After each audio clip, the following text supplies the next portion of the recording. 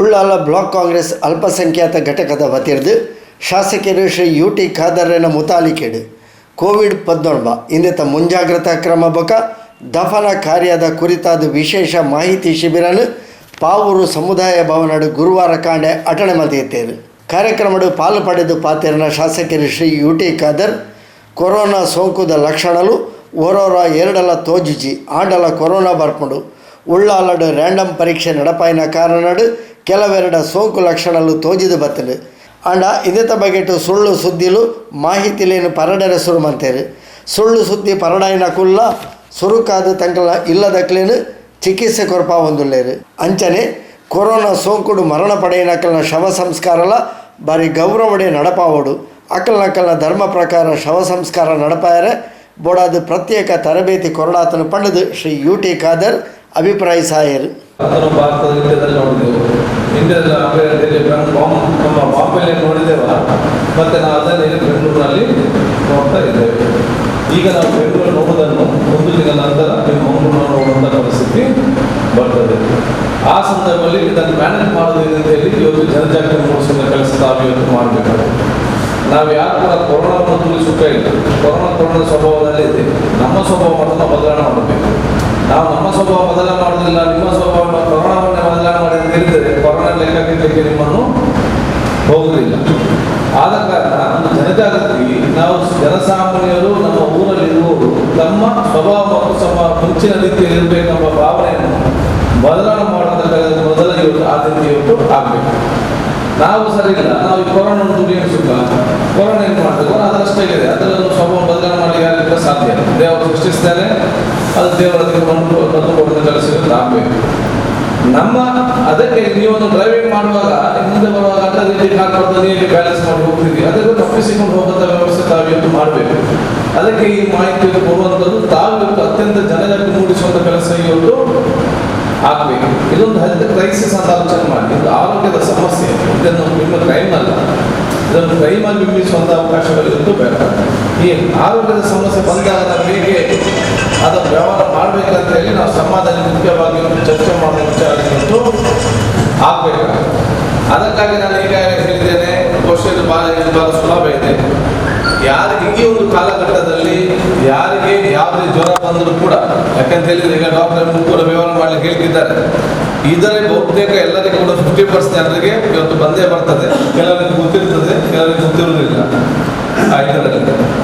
ಆದರೆ ಒಂದು ಈಗಿನ ಕಾಲದಲ್ಲಿ ಅಂತ ಹೇಳಿದರೆ ಯಾರಿಗಾದ್ರೂ ಸ್ವಲ್ಪ ಮಟ್ಟಿನ ಜ್ವರ, ಸ್ವಲ್ಪ ಮಟ್ಟಿನ ಗನ್ಗಟ್ಟಿಗೆ ಇದು ಏನಾದರೂ ಇದ್ದರೆ ಅಥವಾ ಸಮುದ್ರ ಗಂಟಲು, ದಯವಿಟ್ಟು ನೀವು ರಿಸ್ಕ್ ತೆಗೊಳ್ಳಿಕ್ಕೆ ಹೋಗಬೇಡಿ. ನೀವು ಇದರಲ್ಲಿ ಚಾನ್ಸ್ ತೆಗೊಳ್ಳಿಕ್ಕೆ ಹೋಗಬೇಡಿ. ಅದು ಆ ಜ್ವರ ಆಗಿರಬೇಕು, ಇದು ಈ ಜ್ವರ ಆಗಿರಬೇಕು ಅಂತ. ನಾನು ಇವತ್ತು ಬರುವಾಗ ನಮ್ಮ ರಿಲೇಟಿವ್ ಫೋನ್ ಮಾಡಿದ್ದೆ. ಒಬ್ಬರಿಗೆ ಅನುಕೂಲಸ್ಥರಿದ್ದಾರೆ, ಇಂಜಿನಿಯರ್ ಹತ್ತಿದ್ದಾರೆ, ವ್ಯವಸ್ಥೆಯಲ್ಲಿದೆ. 2 ದಿವಸ ಜ್ವರ ಎಲ್ಲ ಬರ್ತದೆ ಅಂತ ಹೇಳಿದ್ರೆ ನನಗೆ ಕೊರೋನಾ ಟೆಸ್ಟ್ ಮಾಡಿದ್ರೆ ಅದೊಂದು ಯಾರು ಟೆಸ್ಟ್ ಮಾಡೋದು ಅದರಿಂದ ಮಾಡ್ತಿದ್ರು. ಈಗಿನ ಕಾಲ ಮೊದಲು ಯಾರು ಎಲ್ಲರ ಪರವಾಗಿ ಸ್ವಂತ ಶೆಟ್ಟಿಗೆ ನಾನು ಸ್ವಾಗತಿಸ್ತೇನೆ. ಸೊ ಈಗ ಫಸ್ಟ್ ಏನಾದರೂ ಸ್ವಲ್ಪ ಮಟ್ಟಿನ ಡೌಟ್ ಬಂದರೆ ವಿಚಾರ ಏನು, ನಿಮ್ಮವರಿಗೆ, ನಿಮ್ಮ ಮನೆಯವರಿಗೆ, ನಿಮ್ಮ ನೆರೆಕರೆಯವರಿಗೆ, ನಿಮ್ಮ ಪ್ರದೇಶದಲ್ಲಿ ನೀವು ಜನರಾಗಿ ಕೊಡಿಸ್ಬೇಕು. ಸ್ವಲ್ಪ ಮಟ್ಟಿನ ಇದರಲ್ಲಿ ಟೈಮ್ ಇಲ್ಲ, 1-2 ದಿವಸದಲ್ಲಿ ಫಿನಿಶ್. 1-2 ಗಂಟೆಯಲ್ಲಿ ದಮ್ಮು ಗಂಟೆ ಹೋಗ್ತೇನೆ, ಕಣ್ಣು ಮುಂದೆ ನೋಡಿದಂಥ ಪರಿಸ್ಥಿತಿ. ಆದ ಕಾರಣ ಇವತ್ತು ನೋಡ್ತೇನೆ, ನಾಳೆ ನೋಡ್ತೇನೆ, ನಾಳೆ ನೋಡ್ತಂತೆ ಆಗೋದಿಲ್ಲ. ಯಾರಿಗಾದ್ರೂ ಸ್ವಲ್ಪ ಮಟ್ಟಿನ ಜ್ವರ ಬಂದರೆ ದಯವಿಟ್ಟು ನೀವು ಟೆಸ್ಟ್ ಮಾಡಿಸಿ. ನಿಮ್ಗೆ ಏನು ಕಷ್ಟ ಇದೆ ಟೆಸ್ಟ್ ಮಾಡಿ, ಜನರಿಗೆ ಏನು ಕಷ್ಟ. ಸೀದಾಗಿ ಗವರ್ಮೆಂಟ್ ಇಲ್ಲಿ ನಾಟಕಲ್ ಆಸ್ಪತ್ರೆ ಹೋದರೆ ನಿಮ್ಮಲ್ಲಿ ಸ್ವಾಬ್ ತೆಗಿತಾರೆ, ಅಲ್ಲಿಂದ ವೆಲ್ಲಾಕಿಗೆ ಕಳಿಸ್ತಾರೆ. ಫೋನ್ ಮಾಡಿದ್ರೆ 10 ambulance ಬರ್ತದೆ, ಸ್ವಲ್ಪ ಲೇಟಾಗಿ ಬರ್ಬೋದು ಆಯ್ತು. ಅದಲ್ಲದಿದ್ದರೂ ಕೂಡ ನೀವು ಅಡ್ಜಸ್ಟ್ಮೆಂಟ್ ಮಾಡಿಕೊಂಡು ಹೋಗಿ ನಿಮ್ಮ ವೆಲ್ಲಾಕಿನಲ್ಲಿ ಸ್ವಾಬ್ ಟೆಸ್ಟ್ ಮಾಡಿ. ಅಲ್ಲಿ ಟೆಸ್ಟ್ ಮಾಡಿ ನಿಮಗೆ ಪಾಸಿಟಿವ್ ಆದರೆ ಟ್ರೀಟ್ಮೆಂಟ್ ಕೊಡ್ತಾರೆ, ನೆಗೆಟಿವ್ ಆದರೆ ಮನೆಗೆ ಬಿಡ್ತಾರೆ. 1 ವಾರದಲ್ಲಿ ಬರ್ಬೋದು. ಮತ್ತು ಇದೊಂದು ವಿಶ್ವಾಸಕ್ಕೆ ಹೋಗುವಂಥ ಕೆಲಸ. ಅದು ಯಾಕೆ ಹೆಂಡತಿ ಮತ್ತು ಗಂಡ ಒಂದೇ ಮನೇಲಿ ಇರ್ತಾರೆ, ಗಂಡ ಪಾಸಿಟಿವ್, ಹೆಂಡತಿ ನೆಗೆಟಿವ್, ನಾವೇ ಹೇಳಲಿಕ್ಕೆ ಸಾಧ್ಯ? ಅದು ಡಾಕ್ಟರ್ ಹೇಳಿಲ್ಲ, ಅದು ಹಾಗೆ ಇದೆ, ಅದು ಬರ್ತದೆ, ಅದನ್ನು ಯಾರು ಹೇಳಲಿಕ್ಕೆ ಸಾಧ್ಯ ಇಲ್ಲ. ಅದಕ್ಕೆ ಅರ್ಧ ಗಂಟೆ ಮುಂಚೆ ಸರಿ ಇದ್ದ, ಈಗ ತೀರಿ ಹೋದ, ಹೇಗೆ ಹೇಳಲಿಕ್ಕೆ ಇದಕ್ಕೆಲ್ಲ ಉತ್ತರ ಇಲ್ಲ ಈಗಿನ ಕಾಲದಲ್ಲಿ. ಇದನ್ನೆಲ್ಲ ಚರ್ಚೆ ಮಾಡಿ ಕೂತ್ಕೊಂಡ್ರೆ ಆಗುವುದಿಲ್ಲ. ಮತ್ತು ವಾಟ್ಸಪ್ಪಲ್ಲಿ ಬರುವಂಥ ವಿಚಾರ ನೋಡಿ ಯಾರು ಕೂಡ ತಲೆ ಕೆಚ್ಚಿ ಹೋಗಬೇಡಿ. ತಲೆ ಕೆಟ್ಟವನು ಏನೆಲ್ಲ ವಿಚಾರ ಆಗ್ತಾನೆ. ಅವ್ರಿಗೆ ಏನಾದ ಅಂತ ಮತ್ತೆ ಸಮಸ್ಯೆ ಇದ್ದರೆ ನೇರವಾಗಿ ಡಿ ಸಿ ಅವರಿಗೆ ಬರೆದು ಕೊಟ್ಟ ಸಿಸ್ಟಮನ್ನು ಸರಿಪಡಿಸಬೇಕು. ನಾವು ಕೂಡ ಬಂದ ಬಗ್ಗೆ ತನಿಖೆ ಮಾಡಲಿಕ್ಕೆ ಕೂಡ ಹೇಳಿದ್ದೇವೆ. ಅದು ಇದರಲ್ಲಿ ಜನರ ಮಧ್ಯೆ ಇವನಿಗೆ ಟೆಸ್ಟ್ ಮಾಡಿಕೊಂಡು ಟ್ರೀಟ್ಮೆಂಟ್ ಮಾಡಿ ಬಂದಿದ್ದಾರೆ. ಬೇರೆಯವರು ಟ್ರೀಟ್ಮೆಂಟ್ ಟೆಸ್ಟಿಗೆ ಹೋಗೋದ ರೀತಿ ಮಾಡಿ ನಾಳೆ ಸತ್ತ ಹಣಬಿಲ್ ಹೋಗೋ ಮಾತ್ರ ಗೊತ್ತಾಗುವಂಥ ಪರಿಸ್ಥಿತಿ ಆಗುವಂಥ ಆಗಿದ್ದಾರೆ. ಯಾಕಂದರೆ ಒಬ್ಬ ವಾಟ್ಸಪ್ಪಲ್ಲಿ ಭಾಳಷ್ಟು ಆಗ್ತಾ ಇಲ್ಲ. ಹಾಗೆ ಹೀಗೆ ಎಲ್ಲ ಸುಳ್ಳು ಎಲ್ಲ ಟೆಸ್ಟ್ ಮಾಡೋದು ಬೇಡ ಅಂತೇಳಿ ಅವರ ತಂದೆಯವರಿಗೆ ಬಂತು. ಆಗ ಸರಿ ಟ್ರೀಟ್ಮೆಂಟ್ ಕಲಿಸಿದ್ದಾನೆ. ಒಂದು ಫೋನ್ ಮಾಡಿ ಹೇಳ್ತಾನಂತೆ, ನಾನು ತಂದೆ ಚೆನ್ನಾಗಿ ನೋಡ್ಲಿಕ್ಕೆ ಹೇಳಿ ಅಂತೇಳಿ. ಆಗ ಕರೆಕ್ಟ್ ಇದೆ ಎಲ್ಲ. ಸೊ ಅವರವರಿಗೆ ಬಂದಂತಪ್ಪ ಇದನ್ನು ಯಾರು ನಂಬಲಿಕ್ಕೆ ಹೋಗುವಂಥ ವಿಚಾರ ಮಾಡಬೇಕು. Very simple. ಜ್ವರ ಬರ್ತದ ಹೆಚ್ಚು ಕಮ್ಮಿ ಗೊತ್ತಾಗ್ತದೆ, ಟೆಸ್ಟ್ ಮಾಡಿ ಪಾಸಿಟಿವ್ ಆದರೆ ಟ್ರೀಟ್ಮೆಂಟ್ ತಗೊಳ್ಳಿ, ನೆಗೆಟಿವ್ ಆದರೆ ಮನೆಗೆ ಹೋಗಿ.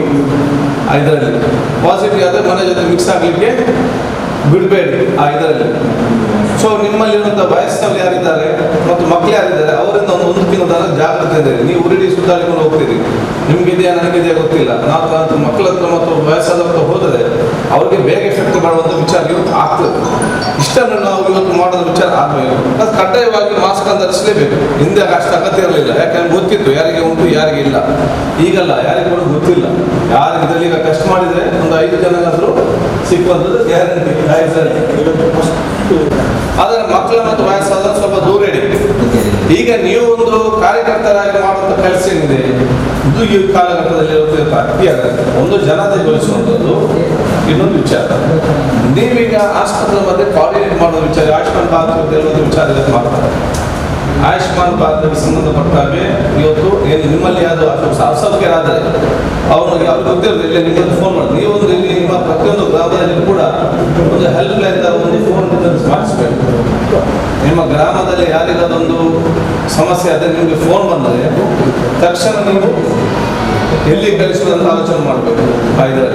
ಪಾವೂರು, ಹರೇಕಳ, ಬೊಳ್ಮ, ಬೋಳಿಯಾರ್ ಬೊಕ ಬೇತೆ ಗ್ರಾಮಸ್ಥರಿಗೆ ಕೊರೋನಾ ರೋಗ ಲಕ್ಷಣ ಜಾಗೃತಿ ಶವ ಸಂಸ್ಕಾರದ ಬಗೆಟ್ ಶ್ರೀ UT ಖಾದರ್ ತನ್ನ ಅನುಭವಲೇನು ವಿವರ್ತೀರು. ನಮ್ಮ ಕಟ್ಟಿ ನಾವು ಹೇಳ್ತೇವೆ ಹೋಗೋ ಕರೆಕ್ಟ್ ಇಲ್ದೋದು ಮತ್ತೆ 1 ಗಂಟೆ ಅದು ಹಾಗೆ ನಮ್ಮ ಕಟ್ಟಿಗೆ ಪ್ರಾರಂಭ ಮುಗಿದು ಮತ್ತೆ ಅದೇ ಟೈಮಿಂಗ್ ಅದು ಇದೆ ಅಂತ ಏನಿಲ್ಲ. ಬರುತ್ತಾರೆ. ಈಗ ವೆಲ್ಲಾ ಹಾಸ್ಪಿಟಲ್ನಲ್ಲಿ ಅಡ್ವೊಕೇಟ್ ಸೀನಿಯರ್ ಅಡ್ವೊಕೇಟ್ ಮೌನ ಬಹಳಷ್ಟು ಫೇಮಸ್ ಅವರು, ಶ್ರೀಮಂತರು ಕೂಡ. ಅವರೆಲ್ಲ ಮಕ್ಕಳೆಲ್ಲ ಫಾರ್ ಹಾಸ್ಪಿಟಲ್, ಮಕ್ಕಳು ಫಾರ್ ಎಜುಕೇಟೆಡ್ ಇಬ್ಬರು ಕೂಡ. ಅವರು ಅಡ್ಮಿಟ್ ಆದರು ವೆಲ್ಲಾಕಲ್ಲಿ. ಇದಕ್ಕೆ ವೆಂಟಿಲೇಟರ್ ಹೋದರು. ಇವತ್ತು ಗುಣಮುಖರಾಗಿ ಮನೆಗೆ ಹೋಗಿದ್ದಾರೆ. ಇದರಲ್ಲಿ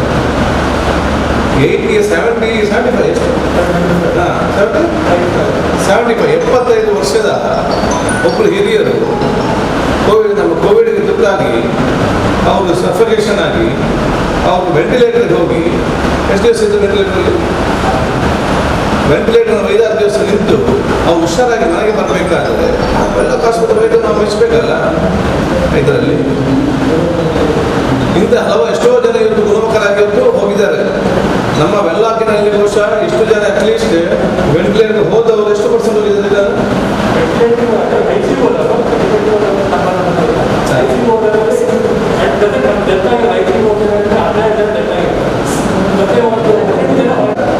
ಹೊರಗಡೆ ಬಂದಿದ್ದಾರೆ.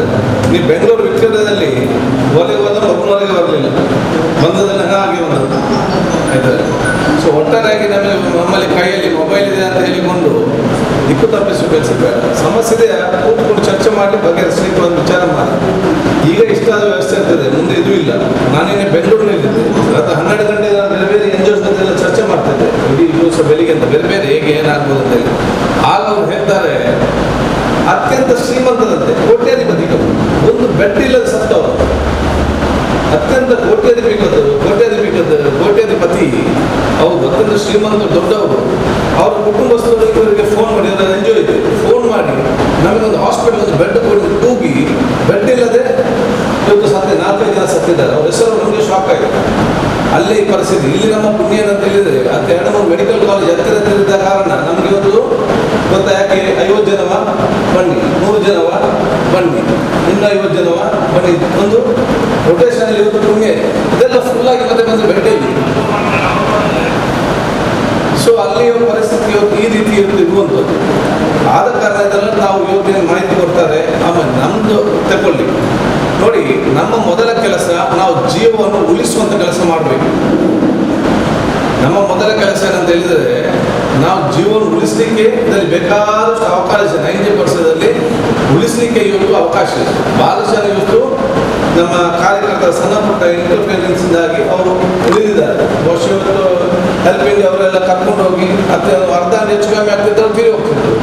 ಆ ಸಂದರ್ಭದಲ್ಲಿ ರೈಟ್ ಟೈಮಲ್ಲಿ ಮುಟ್ಟಿಸಿ ಅವ್ರಿಗೆ ಟ್ರೀಟ್ಮೆಂಟ್ ಆದರೆ ಅವ್ರು ಬದುಕ್ತಾರೆ. ಆಕ್ಸಿಜನ್ ಕಡಿಮೆ ಅಂತ ನಾವು ಸಡನ್ ಆಗಿ ಸಿಕ್ಕಿಬಿಟ್ರೆ ಅವ್ರು ಬದುಕುವಂಥ ವ್ಯವಸ್ಥೆ ಆಗ್ತದೆ. ಆದ ಕಾರಣ ನಮ್ಮ ಮತ್ತು ನಿಮ್ಮ ಉದ್ದೇಶ ಏನಂತ ಹೇಳಿದರೆ ನಾವು ಜನರನ್ನು ಬದುಕಿಸ್ಲಿಕ್ಕೆ ಇರುವಂಥ ಪ್ಲಾನನ್ನು ನಾವು ಇವತ್ತು ಮಾಡಬೇಕು.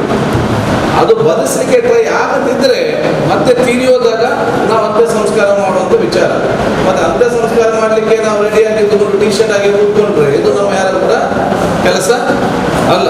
ಆ ಸಂದರ್ಭದಲ್ಲಿ ಅದು ರೂಟೀನ್ ಪ್ರೋಸೆಸ್ ಇದರಲ್ಲಿ ಇವತ್ತು ಉಲ್ಲಾರದಲ್ಲಿ ನಮ್ಮ ಇವತ್ತು ಬಹುಶಃ ಮುಖಚಿಲೆಯಲ್ಲಿ ಒಂದು ಕೋಡಿ ಯುವಕರು ಸುಮಾರು 6 ಇವತ್ತು ಮಾಡಿದ್ದಾರೆ. ಯಾವ ಸುದ್ದಿಗದ್ದಲವಿಲ್ಲದೆ ಅವರು ಏನಿಲ್ಲ, ಬರೀ ಒಂದು ಫೋನ್ ಮಾಡಿ ಸಾಕು ಅವರೇ ಬಂದು ನಿಂತು ಅವರೇ ಬಹುಶಃ ಎಲ್ಲಟಾಗಿ ಇವತ್ತು ಮಾಡುವಂಥ ಸಂದರ್ಭ. ಅದು ನಮ್ಮ ಮೊದಲ ಅದಕ್ಕೆ ಕೂಡ ಟ್ರೈನಿಂಗ್ ಕೊಡ್ತಾರೆ. ಅದು ನಾವು ರೆಡಿಯಾಗಿರ್ಬೇಕು ಆ ಸಂದರ್ಭದಲ್ಲಿ ಹೇಗೆ ಅಂತೇಳಿ. ಅದಕ್ಕಾಗಿ ನಾನು ಬಹುಶಃ ಇನ್ನು ಇವತ್ತು ಆ ಸಂದರ್ಭದಲ್ಲಿ ನಮ್ಮ ಗ್ರಾಮ ಪಂಚಾಯತಿನ ಅಧ್ಯಕ್ಷರು ಕೂಡ ಇದ್ದೀರಿ. ಬಹುಶಃ ಮುಗಿದ ಆಡಳಿತದ ಕನಿಷ್ಠ ಒಂದು 5 PP ಕಿಟ್ ಅದು ಇವತ್ತು ಬೇಕು ಪ್ರತಿ ಗ್ರಾಮ ಪಂಚಾಯತಿನ 5 PP ಕಿಟ್ ತೆಗೆದಿರ್ಬೇಕು.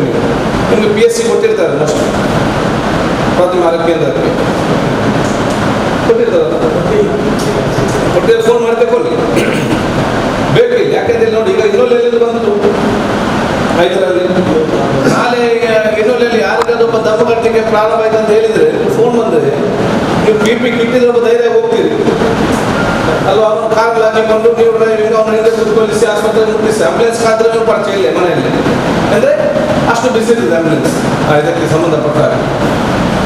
ಆದ ಕಾರಣ PP ಕಿಟ್ಟಿದ್ರೆ ದಮ್ ಕಟ್ಟಿದ್ರೆ ಅಂತ ಅವ್ನಿಗೆ ಏನು ಗೊತ್ತಿಲ್ಲ ಅದು ಕೊರೋನಾವ ಹೌದಲ್ಲ ಬೇರೆ ಗೊತ್ತಿಲ್ಲ. ಆದರೆ ನೀವು ಕೊರೋನಾದ ಪರಿಗಣಿಸಬೇಕು. ಈಗ ಯಾರಿಗೆ ದಮ್ಮು ಬರ್ತದೆ, ಯಾರಿಗೆ ಜ್ವರ ಬರ್ತದೆ, ಫಸ್ಟ್ ಅವ್ನು ಕೊರೋನಾ ಅಂತ ಪರಿಗಣಿಸಿ ಮತ್ತೆ ಟೆಸ್ಟ್ ಮಾಡಿದ್ರಂತ ಇಲ್ಲ ಅಂತ ಆಗೋದು ವಿಚಾರ.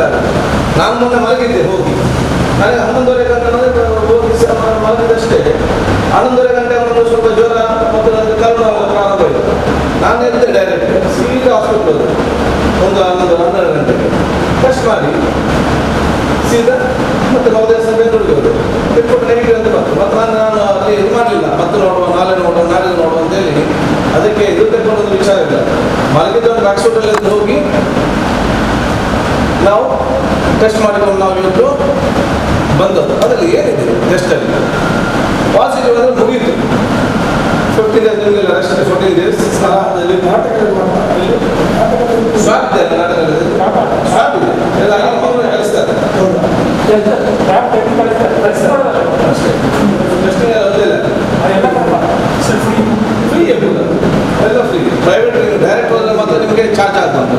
ಸೊ ಎಲ್ಲ ವ್ಯವಸ್ಥೆಯನ್ನು ನಾವು ಇಷ್ಟನ್ನು ಬಿಟ್ಟು ನಾವು ಬೇರೆ ಎಲ್ಲ ಬಗ್ಗೆ ಆಲೋಚನೆ ಮಾಡ್ತೇವೆ, ಚರ್ಚೆ ಮಾಡೋದು ಏನು ಪ್ರಯೋಜನ ಇಲ್ಲ.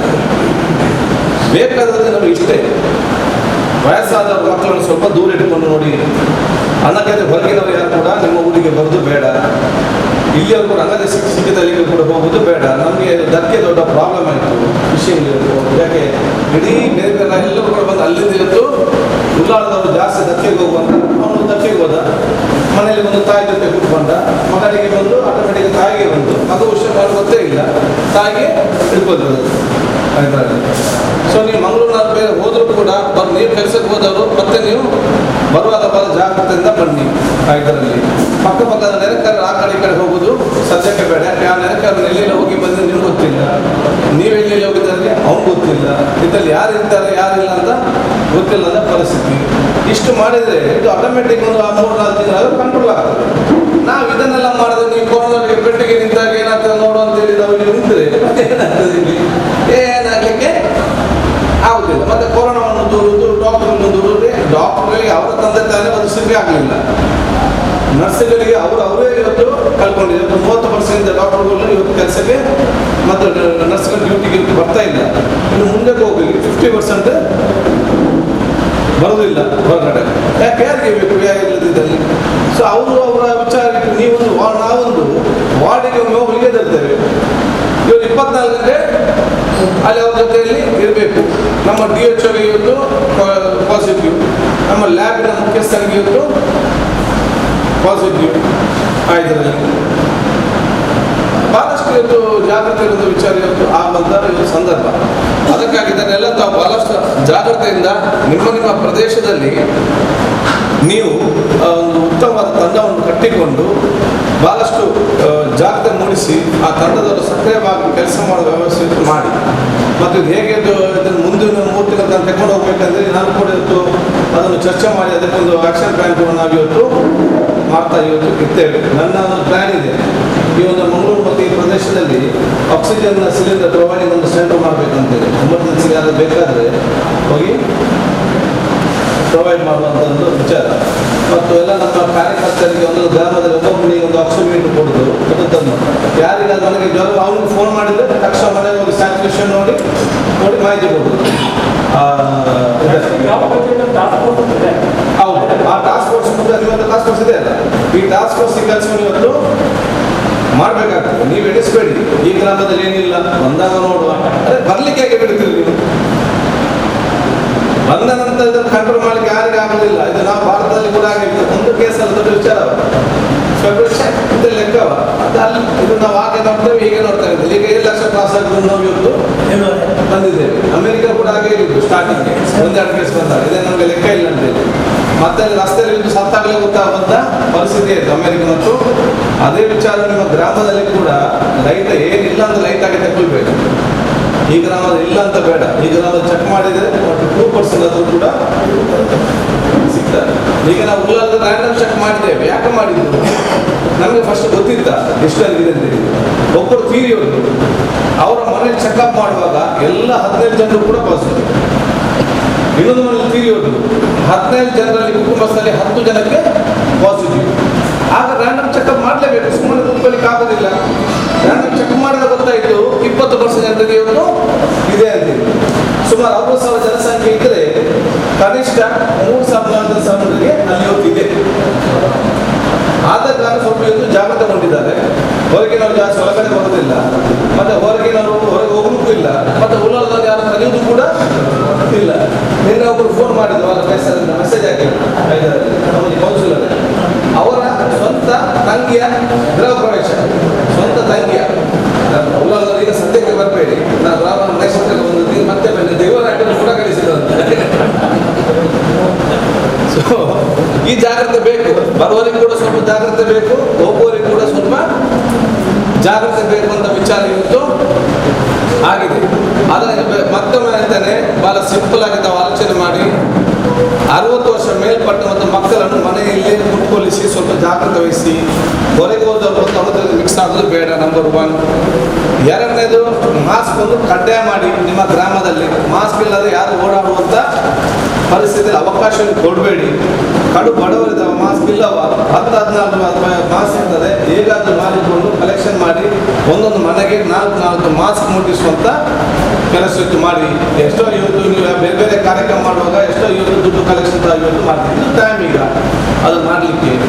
ಏನಾದ್ರು ಒಂದು ಸಹ ಡೆವಲಪ್ಮೆಂಟ್ ಆಗಬೇಕಾ, ಎಲ್ಲ ಸಾಕಲ್ವಾ, ಒಂದು ಮೈಕ್ ಸಿಸ್ಟಮ್ ಬೇಕಾ, ಅದಕ್ಕೆ ತಗೊಳ್ತೇಲ್ವಾ, ಕ್ರಿಕೆಟ್ ಆಡೋ ಒಂದು ಟೀ-ಶರ್ಟ್ ಮಾಡಬೇಕಾ, ಅದಕ್ಕೆ ಕಲೆಕ್ಷನ್ ಫಾಲೋ ಮಾಡ್ತಿರ್ಲಿಲ್ವಾ, ಮ್ಯಾಚ್ ಆಗಬೇಕಂತೇಳಿ ನೀವು ಕಲೆಕ್ಷನ್ ಮಾಡ್ತಿರ್ಲಿಲ್ವಾ. ಸೊ ಇದು ಈಗ ನೀವೆಲ್ಲ ಒಂದು ಒಗ್ಗಟ್ಟಾಗಿ ಇಟ್ಟುಕೊಂಡು ಈ ಗ್ರಾಮಸ್ಥರಲ್ಲಿ ಎಷ್ಟು ಮನೆ ಇದೆ, ಎಷ್ಟು ಒಂದು ಮನೆಗೆ 4 ಮಾಸ್ಕ್ ಅಂತೇಳಿ ಕಾಟನ್ ವಾಷಬಲ್ ಮಾಸ್ಕ್ ಕಡ್ಡಾಯ ಮಾಡಿ ಕೊಡಿ, ಹಾಕಲೇಬೇಕಂತ ಹೇಳಿ ಅವರು ಆ ಇದರಲ್ಲಿ. ಮತ್ತು ಅಂಗಡಿಗಳಲ್ಲಿ ಬಂದು ಯಾಕೆ ನೀವು ಇಲ್ಲಿ ನೋಡ್ತೀರಿ ಎಲ್ಲ ಕೂಡ 100-120-300 ಮಾಸ್ಕ್ ಅಲ್ಲದೆ ಸಣ್ಣ ಮಾಸ್ಕ್ ಇದೆ, ಯಾರು ಕೂಡ ಅಂಗಡಿಯಲ್ಲಿ ಇಲ್ಲ. ಅದನ್ನು ಇಟ್ಟರೆ ಅವರು ತಗೊಳ್ತಾರೆ, 10 ರೂಪಾಯಿ ದೊಡ್ಡ ವಿಚಾರ ಆಗೋದಿಲ್ಲ ಅವರಿಗೆ. ಅವರಿಗೆ ಮೆಡಿಕಲ್ಸ್ ಬಡವರು ಮೆಡಿಕಲ್ಸ್ ಹೋಗ್ಲಿಕ್ಕೆ ಎದುರ್ತಾರೆ. ಯಾಕೆ? ಯಾರು 250 ರೂಪಾಯಿ ಕೊಡೋದು, ಯಾರು 150 ಕೊಡೋದು. ನೀವು ವಾಷಬಲ್ 14 ರೂಪೀಸ್ಗೆ ತಂದು ಇಲ್ಲಿ ಮಾರಿ, ಅಥವಾ ಪಂಚಾಯತಲ್ಲಿ ಬೇಕಾದ್ರೆ ಇಟ್ಕೊಳ್ಳಿ, ಯಾರಿಗೆ ಮಾಸ್ಕ್ ಬೇಕು 14 ರೂಪಾಯಿಗೆ ತಗೊಳ್ಳಿ ಅಂತ ಇಲ್ಲಿ ಮಾಡಿದರೆ ಅವರು ಬಂದು ತಗೊಂಡು ಹೋಗ್ತಾರೆ 15 ರೂಪಾಯಿಗೆಲ್ಲ. ಸೊ ಈ ರೀತಿಯ ಒಂದು ಸಿಸ್ಟಮ್ ಅಂತ ಒಂದು ಅವಕಾಶ ಆಗಲಿ. ಪ್ರಾಥಮಿಕ ದ್ವಿತೀಯ ಹಂತದ ಚಿಕಿತ್ಸೆಯನ್ನು ಸರಕಾರಿ ಆಸ್ಪತ್ರೆ ಮನ್ಪಾವಡು, ಕ್ಲಿಷ್ಟಕರ ಚಿಕಿತ್ಸೆ ಜಿಲ್ಲಾ ಆಸ್ಪತ್ರೆ ಆಯ್ಜಿಂದಾಡ ಮಾತ್ರ ಶಿಫಾರಸ್ದ ಮೂಲಕ ಖಾಸಗಿ ಆಸ್ಪತ್ರೆಯಲ್ಲಿ ನಡಪಾವಲಿ. ತುರ್ತು ಚಿಕಿತ್ಸೆಡ್ಲ ಕೆಲವೊಂಜಿ ಬದಲಾವಣೆಯನ್ನು ಮಲ್ತದು. ಈ ಯೋಜನೆಡು ಕೋವಿಡ್-19 ಚಿಕಿತ್ಸೆಲ ಸೇರಾದನ್ನು ಪಂಡದು ಆಯುಷ್ಮಾನ್ ಭಾರತ ಯೋಜನೆದ ಅಧಿಕಾರಿ ಡಾಕ್ಟರ್ ಸಚ್ಚಿದಾನಂದ ಮಾಹಿತಿ ಕೊರಿಯರು. ಸರ್ಕಾರ ಜಾರಿಗೆ ತಂದು ಅದಕ್ಕೆ ಮೂಲ ಕಾರಣ ಅಂತ ಹೇಳಿದ್ರೆ ನಮ್ಮ ಮಾನ್ಯ ಶಾಸಕರಾದಂಥ UT ಖಾದರ್ ಅವರು ಆರೋಗ್ಯ ಮಂತ್ರಿಗಳಾಗಿರುವಾಗ ಈ APL ಕಾರ್ಡ್ದಾರರಿಗೂ ಇದರ ಪ್ರಯೋಜನವನ್ನು ಸಿಗಬೇಕು ಅಂತ ಹೇಳುವಂಥ ದೃಷ್ಟಿಯಿಂದ APL ಕಾರ್ಡ್ದಾರರಿಗೂ ಯೋಜನೆಯನ್ನು ಮಾಡಿದ್ರಿಂದಲೇ ಇವತ್ತು ಆಯುಷ್ಮಾನ್ ಭಾರತ್ ಆರೋಗ್ಯ ಕರ್ನಾಟಕ ಅಂತ ಹೇಳುವಂಥ ಒಂದು ಯೋಜನೆ ಅಡಿಯಲ್ಲಿ ಇವತ್ತು ಪ್ರಯೋಜನವನ್ನು ಪಡ್ಕೊಳ್ಳಿಕ್ಕೆ ಸಾಧ್ಯ ಆಗ್ತದೆ ಅಂತ ಹೇಳಲಿಕ್ಕೆ ನಾನು ಸಂತೋಷ ಪಡ್ತೇನೆ. ಇದು ಅವರ ಪರಿಶ್ರಮದಿಂದ ಆಗಿರುವಂಥದ್ದು. ನಾನು ಅವರು ಇಲ್ಲಿ ಎದುರಿಗಿದ್ದಾರೆ ಅಂತ ಹೇಳಿ ನಾನು ಅವರನ್ನು ಉತ್ಪ್ರೇಕ್ಷೆ ಮಾಡಿ ಮಾತಾಡ್ತಾ ಇಲ್ಲ. ಇದು ಆಗಿರುವಂಥ ಜನರ ಪ್ರಯೋಜನವನ್ನು ಪಡ್ಕೊಳ್ತಾ ಇರುವಂಥ ನಿಟ್ಟಿನಲ್ಲಿ ನಾನು ಅದನ್ನು ಹೇಳ್ತಾ ಇದ್ದೇನೆ. ಹಾಗೆ ಕಾಯಿಲೆಗಳನ್ನು 5 ವಿಧಗಳಾಗಿ ವಿಂಗಡಿಸಿದ್ದಾರೆ. ಅದರಲ್ಲಿ ಪ್ರಾಥಮಿಕ ಹಂತದ ಚಿಕಿತ್ಸೆ, ಇದನ್ನು ಕಡ್ಡಾಯವಾಗಿ ಸರ್ಕಾರಿ ಆಸ್ಪತ್ರೆಯಲ್ಲಿ ಪಡ್ಕೊಳ್ಬೇಕು. ಎರಡನೆಯದ್ದು ಸಾಮಾನ್ಯ ದ್ವಿತೀಯ ಹಂತದ ಚಿಕಿತ್ಸೆ, ಇದನ್ನು ಸಹ ಸರ್ಕಾರಿ ವ್ಯವಸ್ಥೆಯಲ್ಲಿ ಪಡ್ಕೊಳ್ಬೇಕು. ಪ್ರಾಥಮಿಕ ಆರೋಗ್ಯ ಕೇಂದ್ರದಲ್ಲಿ ಆಗದೇ ಇದ್ರೆ ಸಮುದಾಯ ಆರೋಗ್ಯ ಕೇಂದ್ರದಲ್ಲಿ, ಇಲ್ಲ ತಾಲೂಕು ಆರೋಗ್ಯ ಕೇಂದ್ರದಲ್ಲಿ, ಅದು ಆಗದೇ ಇದ್ರೆ ಜಿಲ್ಲಾ ಆರೋಗ್ಯ ಕೇಂದ್ರದಲ್ಲಿ ಪಡ್ಕೊಳ್ಬೇಕಾಗ್ತದೆ. ಅದನ್ನು ಖಾಸಗಿ ಆಸ್ಪತ್ರೆಗಳಿಗೆ ಕೊಡ್ಲಿಕ್ಕೆ ಆಗುವುದಿಲ್ಲ. ಸಂಕೀರ್ಣವಾದಂತಹ ದ್ವಿತೀಯ ಹಂತದ ಚಿಕಿತ್ಸೆಯಲ್ಲಿ ಕೆಲವೊಂದು ಮಾತ್ರ ಜಿಲ್ಲಾ ಆಸ್ಪತ್ರೆ ಆಗದೇ ಇರುವಂತಹ ಸಂದರ್ಭದಲ್ಲಿ ಅದನ್ನು ಶಿಫಾರಸು ಪತ್ರದ ಮೂಲಕ ಖಾಸಗಿ ನೋಂದಾಯಿತ ಆಸ್ಪತ್ರೆಗಳು, ಎಲ್ಲ ಆಸ್ಪತ್ರೆಗಳು ಆಗುವುದಿಲ್ಲ, ಅದು ಸರ್ಕಾರದ ಅಡಿಯಲ್ಲಿ ನೋಂದಾಯಿತಗೊಂಡಿರಬೇಕು ಈ ಯೋಜನೆಗಳಿಗೆ, ಅಂತ ಆಸ್ಪತ್ರೆಗಳಲ್ಲಿ ಪಡ್ಕೊಳ್ಳಿಕ್ಕೆ ಸಾಧ್ಯ ಆಗ್ತದೆ. ಹಾಗೆ ತೃತೀಯ ಹಂತದ ಚಿಕಿತ್ಸೆ, ಅದು ಸಹ ಜಿಲ್ಲಾ ಮಟ್ಟದಲ್ಲಿ ಆಗದೇ ಇದ್ರೆ, ಜಿಲ್ಲಾ ಆಸ್ಪತ್ರೆಯಲ್ಲಿ ಆಗದೇ ಇದ್ರೆ ಶಿಫಾರಸು ಪತ್ರದ ಮುಖಾಂತರ ಕೊಡ್ತಾರೆ, ಇಲ್ಲಾಂದ್ರೆ ಕೊಡುವುದಿಲ್ಲ, ಅಲ್ಲೇ ಮಾಡಿಸ್ಕೊಳ್ಬೇಕಾಗ್ತದೆ. ಹಾಗೆ ತುರ್ತು ಚಿಕಿತ್ಸೆಯಲ್ಲಿ ಸ್ವಲ್ಪ ಗೊಂದಲಗಳುಂಟಾಗ್ತದೆ. ಹಾಗಾಗಿ ಅದರಲ್ಲಿ ಸ್ವಲ್ಪ ಗೊಂದಲ, ಯಾಕಂದ್ರೆ ಯಾವುದು ತುರ್ತು ಚಿಕಿತ್ಸೆ ಯಾವುದು ಅಲ್ಲ ಅನ್ನೋದ್ರ ಬಗ್ಗೆ ನಮಗೆ ಕನ್ಫರ್ಮ್ ಇರುವುದಿಲ್ಲ. ಅದಕ್ಕೋಸ್ಕರ ನೇರವಾಗಿ ಖಾಸಗಿ ನೋಂದಾಯಿತ ಆಸ್ಪತ್ರೆಗೆ ಹೋಗದೆ ಸರ್ಕಾರಿ ಜಿಲ್ಲಾ ಆಸ್ಪತ್ರೆಗೆ ಬಂದು ಅಲ್ಲಿಂದಲೇ ಹೋಗುವಂಥದ್ದು ಬಹಳ ಉತ್ತಮ. ಇದು ಕಾಯಿಲೆಗಳ ಬಗ್ಗೆ. ಕಾರ್ಡಲ್ಲಿ ನಾನು ಹೇಳಿದೆ ಸಾಮಾನ್ಯ ಮತ್ತೆ ಆಧಾರ್ ಹಂತದಲ್ಲಿ. ಹಾಗೆ ಇದರಲ್ಲಿ ಮಕ್ಕಳು, ಹುಟ್ಟಿದ ಮಕ್ಕಳಿಗೂ ಸಹ ಇದರಡಿಯಲ್ಲಿ ಪ್ರಯೋಜನವನ್ನು ಪಡ್ಕೊಳ್ಬಹುದು. ಆದರೆ ಅವರಿಗೆ ತಾಯಿ ಕಾರ್ಡ್ ಇರಬೇಕು, ಕಡ್ಡಾಯವಾಗಿ ತಾಯಿ ಕಾರ್ಡನ್ನು ಹೊಂದಿರಬೇಕು. ತಾಯಿಯ ಅಥವಾ ತಂದೆಯ ಹೆಸರು ರೇಷನ್ ಕಾರ್ಡ್, ಆಧಾರ್ ಕಾರ್ಡ್ ಅವರಲ್ಲಿ ಇರಬೇಕು. ರೇಷನ್ ಕಾರ್ಡಲ್ಲಿ ಅವರ ಹೆಸರು ಇರಬೇಕು, ಆಧಾರ್ ಕಾರ್ಡ್ ಅವ್ರದ್ದು ಇರಬೇಕು, ಆಕ್ಟಿವ್ ಆಗಿರಬೇಕು ರೇಷನ್ ಕಾರ್ಡ್. ಹಾಗಿದ್ರೆ ಮಾತ್ರ ಪ್ರಯೋಜನವನ್ನು ಪಡ್ಕೊಳ್ಳಿಕ್ಕೆ ಸಾಧ್ಯ ಆಗ್ತದೆ. ಮತ್ತೆ ಆಧಾರ್ ಕಾರ್ಡ್ ಇಲ್ಲದೆ ಇರುವಂಥದ್ದು ಅಥವಾ ರೇಷನ್ ಕಾರ್ಡ್ ಹೆಸರಿಲ್ಲದೆ ಇರುವಂಥ ಮಕ್ಕಳು 7 ವರ್ಷದ ಒಳಗಾದರೆ ಮಾತ್ರ ಇದರಲ್ಲಿ ಬರ್ತದೆ. 7 ವರ್ಷದ ನಂತರ ಕಡ್ಡಾಯವಾಗಿ ಅವರ ಹೆಸರನ್ನು ನೋಂದಣಿ ಮಾಡಲೇಬೇಕು, ಅದರಲ್ಲಿ ಆಗಲೇಬೇಕು. ಇದಿಷ್ಟು ಸಂಕ್ಷಿಪ್ತವಾಗಿ ಇರುವಂಥ ವಿಷಯ. ಈಗ ಏನಾಗಿದೆ ಅಂತ ಹೇಳಿದ್ರೆ, ಆಯುಷ್ಮಾನ್ ಭಾರತ್ ಯೋಜನೆಯಲ್ಲಿ ಈ ಕೋವಿಡ್ ಅನ್ನು ಸಹ ಅದರಡಿಯಲ್ಲಿ ಸೇರಿಸಿದ್ದಾರೆ. ಆದರೆ ಇಲ್ಲಿಗ ಸದ್ಯದ ಪರಿಸ್ಥಿತಿಯಲ್ಲಿ ಏನಾಗ್ತದೆ ಅಂತ ಹೇಳಿದ್ರೆ, ಯಾವುದೇ ಕೋವಿಡ್ ಪೇಷಂಟ್ ಇದ್ರೂ ಅದು ಸರ್ಕಾರಿ ಆಸ್ಪತ್ರೆಯಲ್ಲಿ ಚಿಕಿತ್ಸೆ ಆಗಬೇಕು, ಅಲ್ಲಿ ಜಾಗ ಇಲ್ಲ ಅಂತ ಹೇಳಿ ಆದ ಮಾತ್ರ ಹೊರಗಡೆಗೆ ಶಿಫಾರಸು ಪತ್ರವನ್ನು ಕೊಡ್ತಾರೆ. ಶಿಫಾರಸು ಪತ್ರದ ಮೂಲಕ ಅದನ್ನು ಮಾಡಿಸ್ಕೊಳ್ಳಿಕ್ಕೆ ಸಾಧ್ಯ ಆಗ್ತದೆ. ಈಗಾಗಲೇ ಸಚಿವರು ಹೇಳಿದ್ರು, ವೆನ್ಲಾಕ್ ಆಸ್ಪತ್ರೆ ಅತ್ಯುತ್ತಮವಾಗಿ ಕೆಲಸ ಮಾಡ್ತಾ ಇದೆ ಅಂತೇಳಿ. 100ಕ್ಕೆ 100 ಸತ್ಯ. ಯಾಕಂದ್ರೆ 24 ಗಂಟೆಯೂ ನುರಿತ ತಜ್ಞರು ಅಲ್ಲಿ ಕೆಲಸ ಮಾಡ್ತಾ ಇದ್ದಾರೆ. ನುರಿತ ತಜ್ಞರು, ಡಾಕ್ಟರ್, ಸ್ಟಾಫ್ಗಳು ಅಷ್ಟೇ ವೆರಿಫೈಡ್ ಸ್ಟಾಫ್ಗಳು ಇರ್ತಾರೆ. ಖಾಸಗಿ ಆಸ್ಪತ್ರೆಯಲ್ಲಿ ನಾವು ಹೇಳುವುದಿಲ್ಲ. ಯಾಕಂತ ಹೇಳಿದ್ರೆ ಗಟ್ಟಿ ಕೆಲಸ ಪಲ್ಮನಾಲಜಿಸ್ಟ್ಗಳೇ ಇರುವುದಿಲ್ಲ. ಅದೇನಂತೇಳಿ ಗೊತ್ತಿಲ್ಲ. ಅತಿ ಗಟ್ಟಿ ಕೇಳಿದೆ ಡಾಕ್ಟರ್ ಪಲ್ಮನಾಲಜಿಸ್ಟ್ ಡಾಕ್ಟರೇ ಇರುವುದಿಲ್ಲ. ನಮ್ಮಲ್ಲಿದ್ದಾರೆ, ಅವರೇ ನೋಡ್ಕೊಳ್ತಾರೆ, ಅದ್ರ ಬಗ್ಗೆ ನಿಗಾ ವಹಿಸಿರ್ತಾರೆ, ಅಂಥದ್ದಾಗ್ತದೆ. ಆದರೆ ಕೆಲವರಿಗೆ ಏನಂದ್ರೆ ನಾವು ಖಾಸಗಿ ಆಸ್ಪತ್ರೆಯಲ್ಲಿ ಹೋದ ಕೂಡಲೇ ನಮಗೆ ಎಲ್ಲ ಟ್ರೀಟ್ಮೆಂಟ್ ಆಗ್ತದೆ ಅಂತ ಹೇಳಿ. ಖಂಡಿತ ಅದು ತಪ್ಪು ಕಲ್ಪನೆ. ಸರ್ಕಾರಿ ಆಸ್ಪತ್ರೆಯಲ್ಲಿ ವೈದ್ಯರು ಅಷ್ಟೇ ಅತಿ ನಿಗಾ ವಹಿಸಿ ಕೆಲಸ ಮಾಡ್ತಾರೆ, ರೋಗಿಗಳನ್ನು ನೋಡ್ತಾರೆ. ಹಾಗಾಗಿ ಗುಣಮುಖರಾಗಿ ಹೋಗ್ತಾ ಇದ್ದಾರೆ. ಮತ್ತೆ ನಿಮ್ಗೀಗ ವೈರಲ್ ಆಗ್ತಾ ಇದೆ ಕೆಲವೊಂದು ಬಿಲ್ಗಳು, ಹಾಸ್ಪಿಟಲ್ನ ಬಿಲ್ಗಳು ಬರುವಂಥದ್ದು. ಖಾಸಗಿಯಾಗಿ ನಾವು ಅಲ್ಲೇ ತಗೊಳ್ತೇವೆ ಅಂತೇಳಿ ಹೋಗಿ ಬಿಲ್ ಕಟ್ಟಿ ಬರ್ತಾರೆ ಅಷ್ಟೇ. ಆದರೆ ಅದೇ ಟ್ರೀಟ್ಮೆಂಟ್ ಅಂತ ಇಲ್ಲಿ ಕೊಡ್ತಾರೆ ಅವರು. ಹಾಗಾಗಿ ರೆಫರಲ್ ಲೆಟರ್ ಇದ್ರೆ ಮಾತ್ರ ಬೇರೆ ಕಡೆಯಲ್ಲಿ ಹೋಗ್ಲಿಕ್ಕೆ ಸಾಧ್ಯ ಆಗ್ತದೆ. ಮತ್ತೆ ಇದರ ಬಗ್ಗೆ ಯಾರು ಭಯ ಪಡಬೇಕಾದದ್ದಿಲ್ಲ. ಅದರ ಬಗ್ಗೆ ಹೋರಾಡಬೇಕಷ್ಟೇ ಬಿಟ್ಟರೆ ಭಯ ಪಡಬೇಕಾದಂಥ ಅವಶ್ಯಕತೆ ಇಲ್ಲ. ಏನಾದರೂ ಸಿಂಪ್ಟಮ್ ಇದ್ರೆ ಹತ್ತಿರದ ಪ್ರಾಥಮಿಕ ಆರೋಗ್ಯ ಕೇಂದ್ರದಲ್ಲೂ ಫೀವರ್ ಕ್ಲಿನಿಕ್ ಇದೆ, ಅಲ್ಲೋಗಿ ಟೆಸ್ಟ್ ಮಾಡ್ಕೊಂಡು ಅವರು ಏನಾದರೂ ಪ್ರಾಬ್ಲಮ್ ಇದೆ ಅಂತೇಳಿ ಆದರೆ ಅವರು ಇದನ್ನ ಟೆಸ್ಟಿಗೆ ಕಳಿಸ್ತಾರೆ. ಪಾಸಿಟಿವ್ ಬಂದರೆ ಅಡ್ಮಿಟ್ ಆಗ್ಬೋದು. ಈಗ ಇನ್ನೂ ಒಂದು ಗೈಡ್ಲೈನ್ಸ್ ಬಂದಿದೆ ಸರ್ಕಾರದಿಂದ. ಪ್ರತ್ಯೇಕವಾದಂತಹ ರೂಮ್ ಇದ್ದದಿದ್ರೆ ಆಸ್ಪತ್ರೆಗೆ ಹೋಗೋದಕ್ಕಿಂತ ಮನೆಯಲ್ಲೇ ಇರಬಹುದು ಅಂತ ಹೇಳುವಂಥ ಒಂದು ಗೈಡ್ಲೈನ್ಸ್ ಬಂದಿದೆ. ಅದನ್ನು ಮಾಡ್ಕೊಳ್ಳಿಕ್ಕೆ ಸಾಧ್ಯ ಆಗ್ತದೆ. ಈಗ ಯಾವುದೂ ಪ್ರೂವ್ ಆಗಿಲ್ಲ. ಅದೆಲ್ಲ ರೂಮರ್ಗಳನ್ನ ನಾವು ಇದು ಮಾಡೋದಕ್ಕಿಂತ ನಾವೀಗ ಇರುವ ಪರಿಸ್ಥಿತಿಯನ್ನು ನಾವು ಇದು ಮಾಡಿಕೊಂಡು ನಾವು ಮುಂದುವರಿಯುವಂಥದ್ದು ಬಹಳ ಉತ್ತಮ. ವೆಲ್ಲಾಕ್ ಚರ್ಮ ವಿಭಾಗದ ಡಾಕ್ಟರ್ ನವೀನ್ ಪೂರಕ ಮಾಹಿತಿ ಲೇನು ಕೊರಿಯರು. ನಾವು ಕೆಟ್ಟಿದಾಗ ಸೀನಿದಾಗ ನಮ್ಮ ಏನಾದರೂ ರೋಗಾಣು ಇದ್ರೆ ಅದು ಹೊರಗಡೆ ಬರ್ತದೆ. ಅದೇ ರೀತಿ ನಮ್ಮ ಎದುರಿರುವಂತಹ ವ್ಯಕ್ತಿ ಅವನು ಕೆಮ್ಮಿದಾಗ ಸೀನಿದಾಗ ಏನು ಗಾಳಿಯ ಗುಳ್ಳೆಗಳಿರ್ತವೋ ಅದು ನಮ್ಮ ದೇಹವನ್ನು ಪ್ರವೇಶ ಮಾಡುತ್ತೆ. ಅದು ಹೇಗೆ ಪ್ರವೇಶ ಮಾಡುತ್ತೆ? ಒಂದು ಮೂಗಿನ ಮೂಲಕ, ಇನ್ನೊಂದು ಬಾಯಿಯ ಮೂಲಕ, ಇನ್ನೊಂದು ಕಣ್ಣುಗಳ ಮೂಲಕ ಹೇಗೆ ಸ್ಪ್ರೆಡ್ ಆಗುತ್ತೆ ಅಂತ ಹೇಳಿದ್ರೆ, ಕೆಮ್ಮಿದಾಗ ಸೀನಿದಾಗ ಸಾಮಾನ್ಯವಾಗಿ ಗಾಳಿಯ ಗುಳ್ಳೆಗಳೇನಿದೆ ಅದು ನೆಲದ ಮೇಲೆ ಅಥವಾ ಯಾವುದು ಟೇಬಲ್ ಮೇಲೆ ಎಲ್ಲಿ ಪಕ್ಕದಲ್ಲಿ ಏನು ವಸ್ತಿರುತ್ತೋ ಅದರ ಮೇಲೆ ಬಿದ್ದಿರುತ್ತೆ. ಅದನ್ನು ನಾವು ಹೋಗಿ ಮುಟ್ತೀವಿ, ಮುಟ್ಟಿದ ಮೇಲೆ ನಾವು ಕಣ್ಣು ಮುಟ್ಕೊಂಡಿರ್ತೀವಿ. ಹಾಗೆ ಬರುವ ಸಾಧ್ಯತೆಗಳು ಇರ್ತವೆ. ಅದಕ್ಕೆ ನಾನು ಗ್ಲೌಸ್ ಹಾಕೊಂಡು ಬಂದಿದ್ದೆ. ನಾವು ಸಾಮಾನ್ಯವಾಗಿ ನಾನು ಎಲ್ಲೂ ಗ್ಲೌಸ್ ಹಾಕೊಂಡು ಹೋಗಲ್ಲ. ಇಲ್ಲಿಗೆ ಏನಕ್ಕೆ ಬಂದಿದೆ ಅಥವಾ ಯಾವುದೋ ಒಂದು ಕಡೆ ಗ್ಲೌಸ್ ಹಾಕೊಂಡು ಯಾಕೆ ಹೋಗ್ತೀವಿ ಅಂತ ಹೇಳಿದ್ರೆ ನಮಗೆ ಗೊತ್ತಿಲ್ಲ ಯಾರಿಗೆ ಪಾಸಿಟಿವ್ ಇದೆ ಯಾರಿಗೆ ನೆಗೆಟಿವ್ ಇದೆ. ಯಾಕಂತ ಹೇಳಿದ್ರೆ ಮೋರ್ ದನ್ 80% ಅಂದರೆ 100ರಲ್ಲಿ 70 ಜನಕ್ಕೆ ಸಿಂಪ್ಟಮ್ಸ್ ಇರಲ್ಲ. ಕೊರೋನಾದಲ್ಲಿ ಏನು ಅಂತ ಹೇಳಿದ್ರೆ ಬಂದವನಿಗೆಲ್ಲ ಕಾಯಿಲೆ ಲಕ್ಷಣ ಇರುವುದಿಲ್ಲ. ನಮ್ಮ ವೆಲ್ಲಾಕಲ್ಲಿ ಜಾಸ್ತಿ ಗಲಾಟೆ ಆಗೋದಿದೆ ಅಂತ. ನಾನು ಫಾರಿನಿಂದ ಬಂದಿದ್ದೀನಿ, ನನಗೆ ಏನೋ ಲಕ್ಷಣ ಇಲ್ಲ, ಪಾಸಿಟಿವ್ ಅಂತಾಗಿ ಒಳಗೆ ಕೂಡ ಹಾಕಿದ್ರೆ ನನ್ನನ್ನು ಬಿಟ್ಟು ಬಿಡಿ. ಮೊದಲು ಹಾಕಿ ಗೀಟಿಗಾದ ಸರಿಗೂ ಸ್ಮಾರ್ಟ್ ಫೋನ್ ಹೋಗಿರ್ಬೋದು. ಸುಮ್ಮನೆ ಒಳಗೆ ಹಾಕಿದ್ರೆ ನನ್ನನ್ನು ಬಿಟ್ಟು ಬಿಡಿ ಹೇಳಿ ಅವರಿಗೆ. ದಯವಿಟ್ಟು ಈ ಥರ ಲಕ್ಷಣ ಇಲ್ಲದಿದ್ದಾಗಲೂ ಕೊರೋನಾ ಇರೋಕ್ಕೆ ಚಾನ್ಸಸ್ ಇರುತ್ತೆ. ಆದ ಕಾರಣ ನಮ್ಮ ಜವಾಬ್ದಾರಿಯನ್ನು ನಾವು ಅರಿಬೇಕು. ನಮಗೆ ಸಾಮಾಜಿಕ ಜವಾಬ್ದಾರಿ ಇದೆ. ನಮಗೆ ಸಾಮಾಜಿಕ ಜವಾಬ್ದಾರಿ ಇರಬೇಕಾದ್ರೆ ನಾವು ಸಮಾಜಕ್ಕೆ ಏನಾದರೂ ಒಳ್ಳೇದು ಮಾಡಬೇಕು. ಕೆಟ್ಟದ್ದು ಅಂದರೆ ಒಳ್ಳೇದು ಮಾಡೋಕ್ಕಾಗಲಿಲ್ಲ ಅಂದರೆ ಕೆಟ್ಟದಂತೂ ಮಾಡಬಾರ್ದು. ಆದ ಕಾರಣ ಒಂದು ಯಾವುದೇ ನೀವು ಮನೆಯಿಂದ ಹೊರಗಡೆ ಹೋಗಬೇಕಾದ್ರೆ ಮಾಸ್ಕನ್ನು ಕಡ್ಡಾಯವಾಗಿ ಧರಿಸಬೇಕು. ಆ ಮಾಸ್ಕ್ ನಿಮ್ಮ ಮೂಗು ಮತ್ತು ಬಾಯಿಯನ್ನು ಕವರ್ ಮಾಡಿರಬೇಕು. ಮೂಗಿನ ಕೆಳಗಡೆ ಮಾಸ್ಕ್ ಹಾಕೋದಾದ್ರೆ ದಯವಿಟ್ಟು ಮಾಸ್ಕ್ ಹಾಕಬೇಡಿ, ಅಗತ್ಯ ಇಲ್ಲ. ಅದೇನು ನಿಮಗೆ ಯೂಸ್ ಇಲ್ಲ, ನಿಮಗೂ ಯೂಸ್ ಇಲ್ಲ, ಬೇರೆಯವ್ರಿಗೂ ಯೂಸ್ ಕೊಡಲ್ಲ. ಆದ ಕಾರಣ ಯಾರು ಮಾಸ್ಕ್ ಹಾಕಿದ್ರೆ ದಯವಿಟ್ಟು ಮೂಗಿನ ಮೇಲೆ ಮಾಸ್ಕ್ ಹಾಕಿ. ಕೆಲವರಿಗೆ ಸ್ವಲ್ಪ ಉಸಿರಾಡಕ್ಕೆ ಕಷ್ಟ ಆಗುತ್ತೆ, ಸ್ವಲ್ಪ ಹೊತ್ತಾದ್ಮೇಲೆ ಉಸಿರಾಡಕ್ಕೆ ಕಷ್ಟ ಆಗುತ್ತೆ. ಆವಾಗ ನೀವೊಂದು ಕ್ಲೋಸ್ ಅಂದರೆ ಒಂದು ಆವರಣದಲ್ಲಿ ಇದ್ರೆ ಅಲ್ಲಿ ತುಂಬ ಜನ ಇದ್ರೆ ಸ್ವಲ್ಪ ಒಂದು 2 ನಿಮಿಷ ಹೊರಗಡೆ ಹೋಗಿ ಮಾಸ್ಕನ್ನು ಸ್ವಲ್ಪ ಕೆಳಗಿದ್ದೀವಿ, ಗಾಳಿ ತಗೊಳ್ಳೋದು 2 ನಿಮಿಷ, ಆಮೇಲೆ ಒಳಗೆ ಬಂದು ಕೂತ್ಕೊಳ್ಳಿ, ಏನೂ ಆಗಲ್ಲ. ಹಾಗಂತೇಳಿ ಕೆಲವರು ಮಾಸ್ಕ್ ಹಾಕ್ತಾರೆ, ಅದನ್ನು ಗಿಲ್ಲಿಗೆ ಹಾಕೊಳ್ಳೋದು, ಮೂಗಿನ ಕೆಳಗೆ ಹಾಕೊಳ್ಳೋದು, ಉಸಿರಾಡೋದು ಆರಾಮಾಗಿ ಉಸಿರಾಡ್ತಾ ಇರೋದು. ಆ ಥರ ಮಾಸ್ಕ್ ಹಾಕೋದ್ರಲ್ಲಿ ಏನೂ ಪ್ರಯೋಜನ ಇಲ್ಲ. ಎರಡನೇದು ಸೋಷಿಯಲ್ ಡಿಸ್ಟೆನ್ಸ್ ಇದೆ. ಸೋಷಿಯಲ್ ಡಿಸ್ಟೆನ್ಸಿಂಗ್ ಅಂತ ಹೇಳಿದ್ರೆ ವ್ಯಕ್ತಿಯಿಂದ ಇನ್ನೊಬ್ಬ ವ್ಯಕ್ತಿಗಿರುವ ಸರ್ 3 ಸಲ ಕೂತ್ಕೊಂಡಿದ್ದಾರೆ, ಆ ಥರ ಕೂತ್ಕೊಳ್ಳೋಗಿಲ್ಲ. ಸೋಷಿಯಲ್ ಡಿಸ್ಟೆನ್ಸಿಂಗ್ ಅಂದರೆ ಒಬ್ಬರಿಂದ ಇನ್ನೊಬ್ಬ ವ್ಯಕ್ತಿಗೆ ಮಿನಿಮಮ್ 1 ರಿಂದ 2 ಮೀಟರ್ ಡಿಸ್ಟೆನ್ಸ್ ಇರಬೇಕು. ಯಾಕೆ ಬೇಕು ಅಂತ ಹೇಳಿದ್ರೆ ಕೆಮ್ಮಿದಾಗ ಸೀನಿದಾಗ ಆ ಗಾಳಿಯ ಗುಡ್ಡಗಳೇನಿದೆಯೋ 1 ರಿಂದ 2 ಮೀಟರ್ ಹಾರೋದಿಲ್ಲ. 1 ರಿಂದ 2 ಮೀಟರ್ ಹಾರೋದಿಲ್ಲ. ಆದ ಕಾರಣ ಸೋಷಿಯಲ್ ಡಿಸ್ಟೆನ್ಸಿಂಗ್ ಕಾನ್ಸೆಪ್ಟ್ ಬಂದಿರೋದು.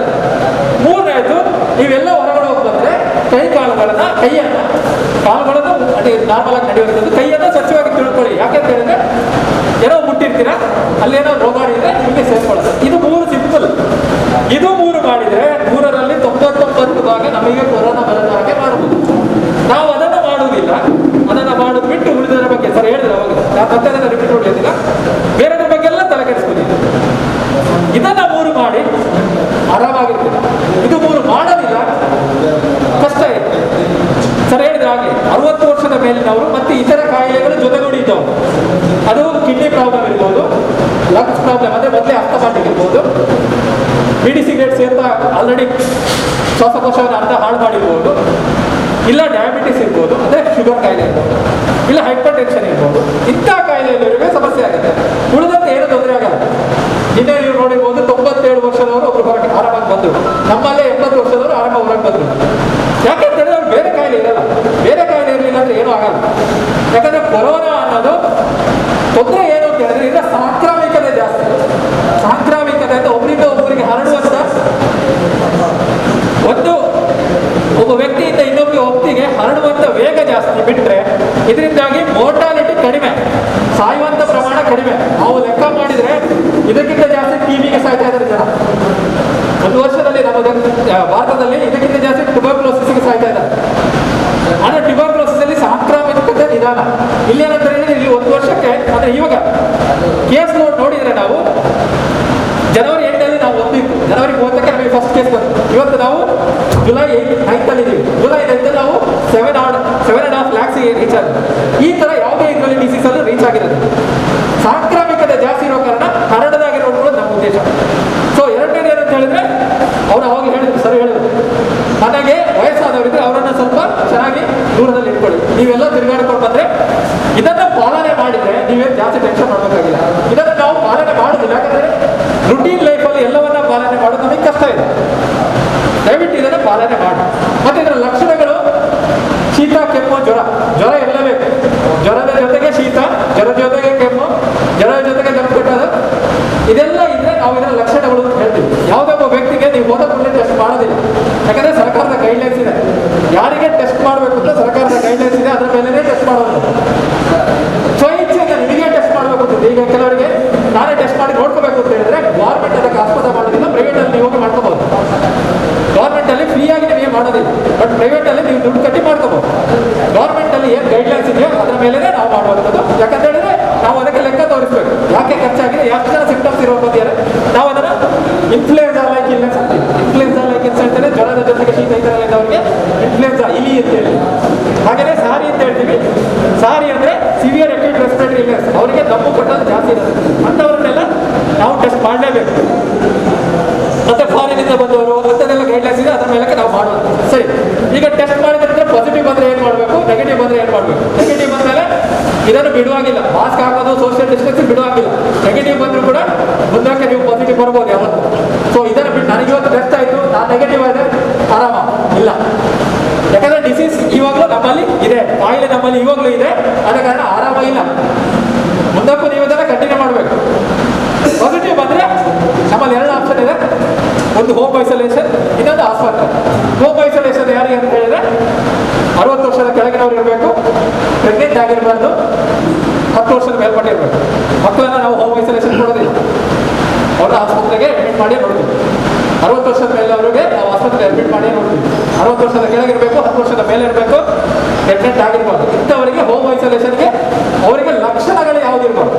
ರೋಗದ ಲಕ್ಷಣಗಳು ಅಂದರೆ ಮೈಲ್ಡ್, ಒಂದು ಸ್ವಲ್ಪ ಶೀತ ಕೆಮ್ಮು ಇದ್ರೆ ಅವರನ್ನು ಮನೆಯಲ್ಲಿ ನೋಡ್ಕೋಬಹುದು, ಅಂಥವ್ರನ್ನ ಹತ್ರ ಬಿಡ್ತೀವಿ. ಯಾರಿಗೆ ರೋಗದ ಲಕ್ಷಣಗಳು ಜಾಸ್ತಿ ಇದೆಯಾ ಅವರನ್ನು ಮನೆಯಲ್ಲಿ ಐಸೋಲೇಷನ್ಗೆ ಬಿಡೋದಿಲ್ಲ. ಸರಿನಾ? ಅವರಿಗೆ ಹೋಮ್ ಐಸೋಲೇಷನ್ಗೆ ಬಿಡೋದಿಲ್ಲ. ಆದ ಕಾರಣ ಯಾರಿಗೆ ಈ ಥರ ಫೆಸಿಲಿಟಿ, ಅದಕ್ಕೆ ಸರ್ ಹೇಳಿದ್ವಿ ಇವಾಗ ಒಂದೊಂದು ವಾರ್ಡಲ್ಲಿ ಈ ಹೋಮ್ ಐಸೋಲೇಷನ್ ಇರುವಂಥ ವ್ಯಕ್ತಿಗಳನ್ನ ನೋಡ್ಕೊಳ್ಳೋಕ್ಕೆ ನಾವೊಂದು ಟೀಮ್ ಮಾಡಬೇಕಾಗತ್ತೆ.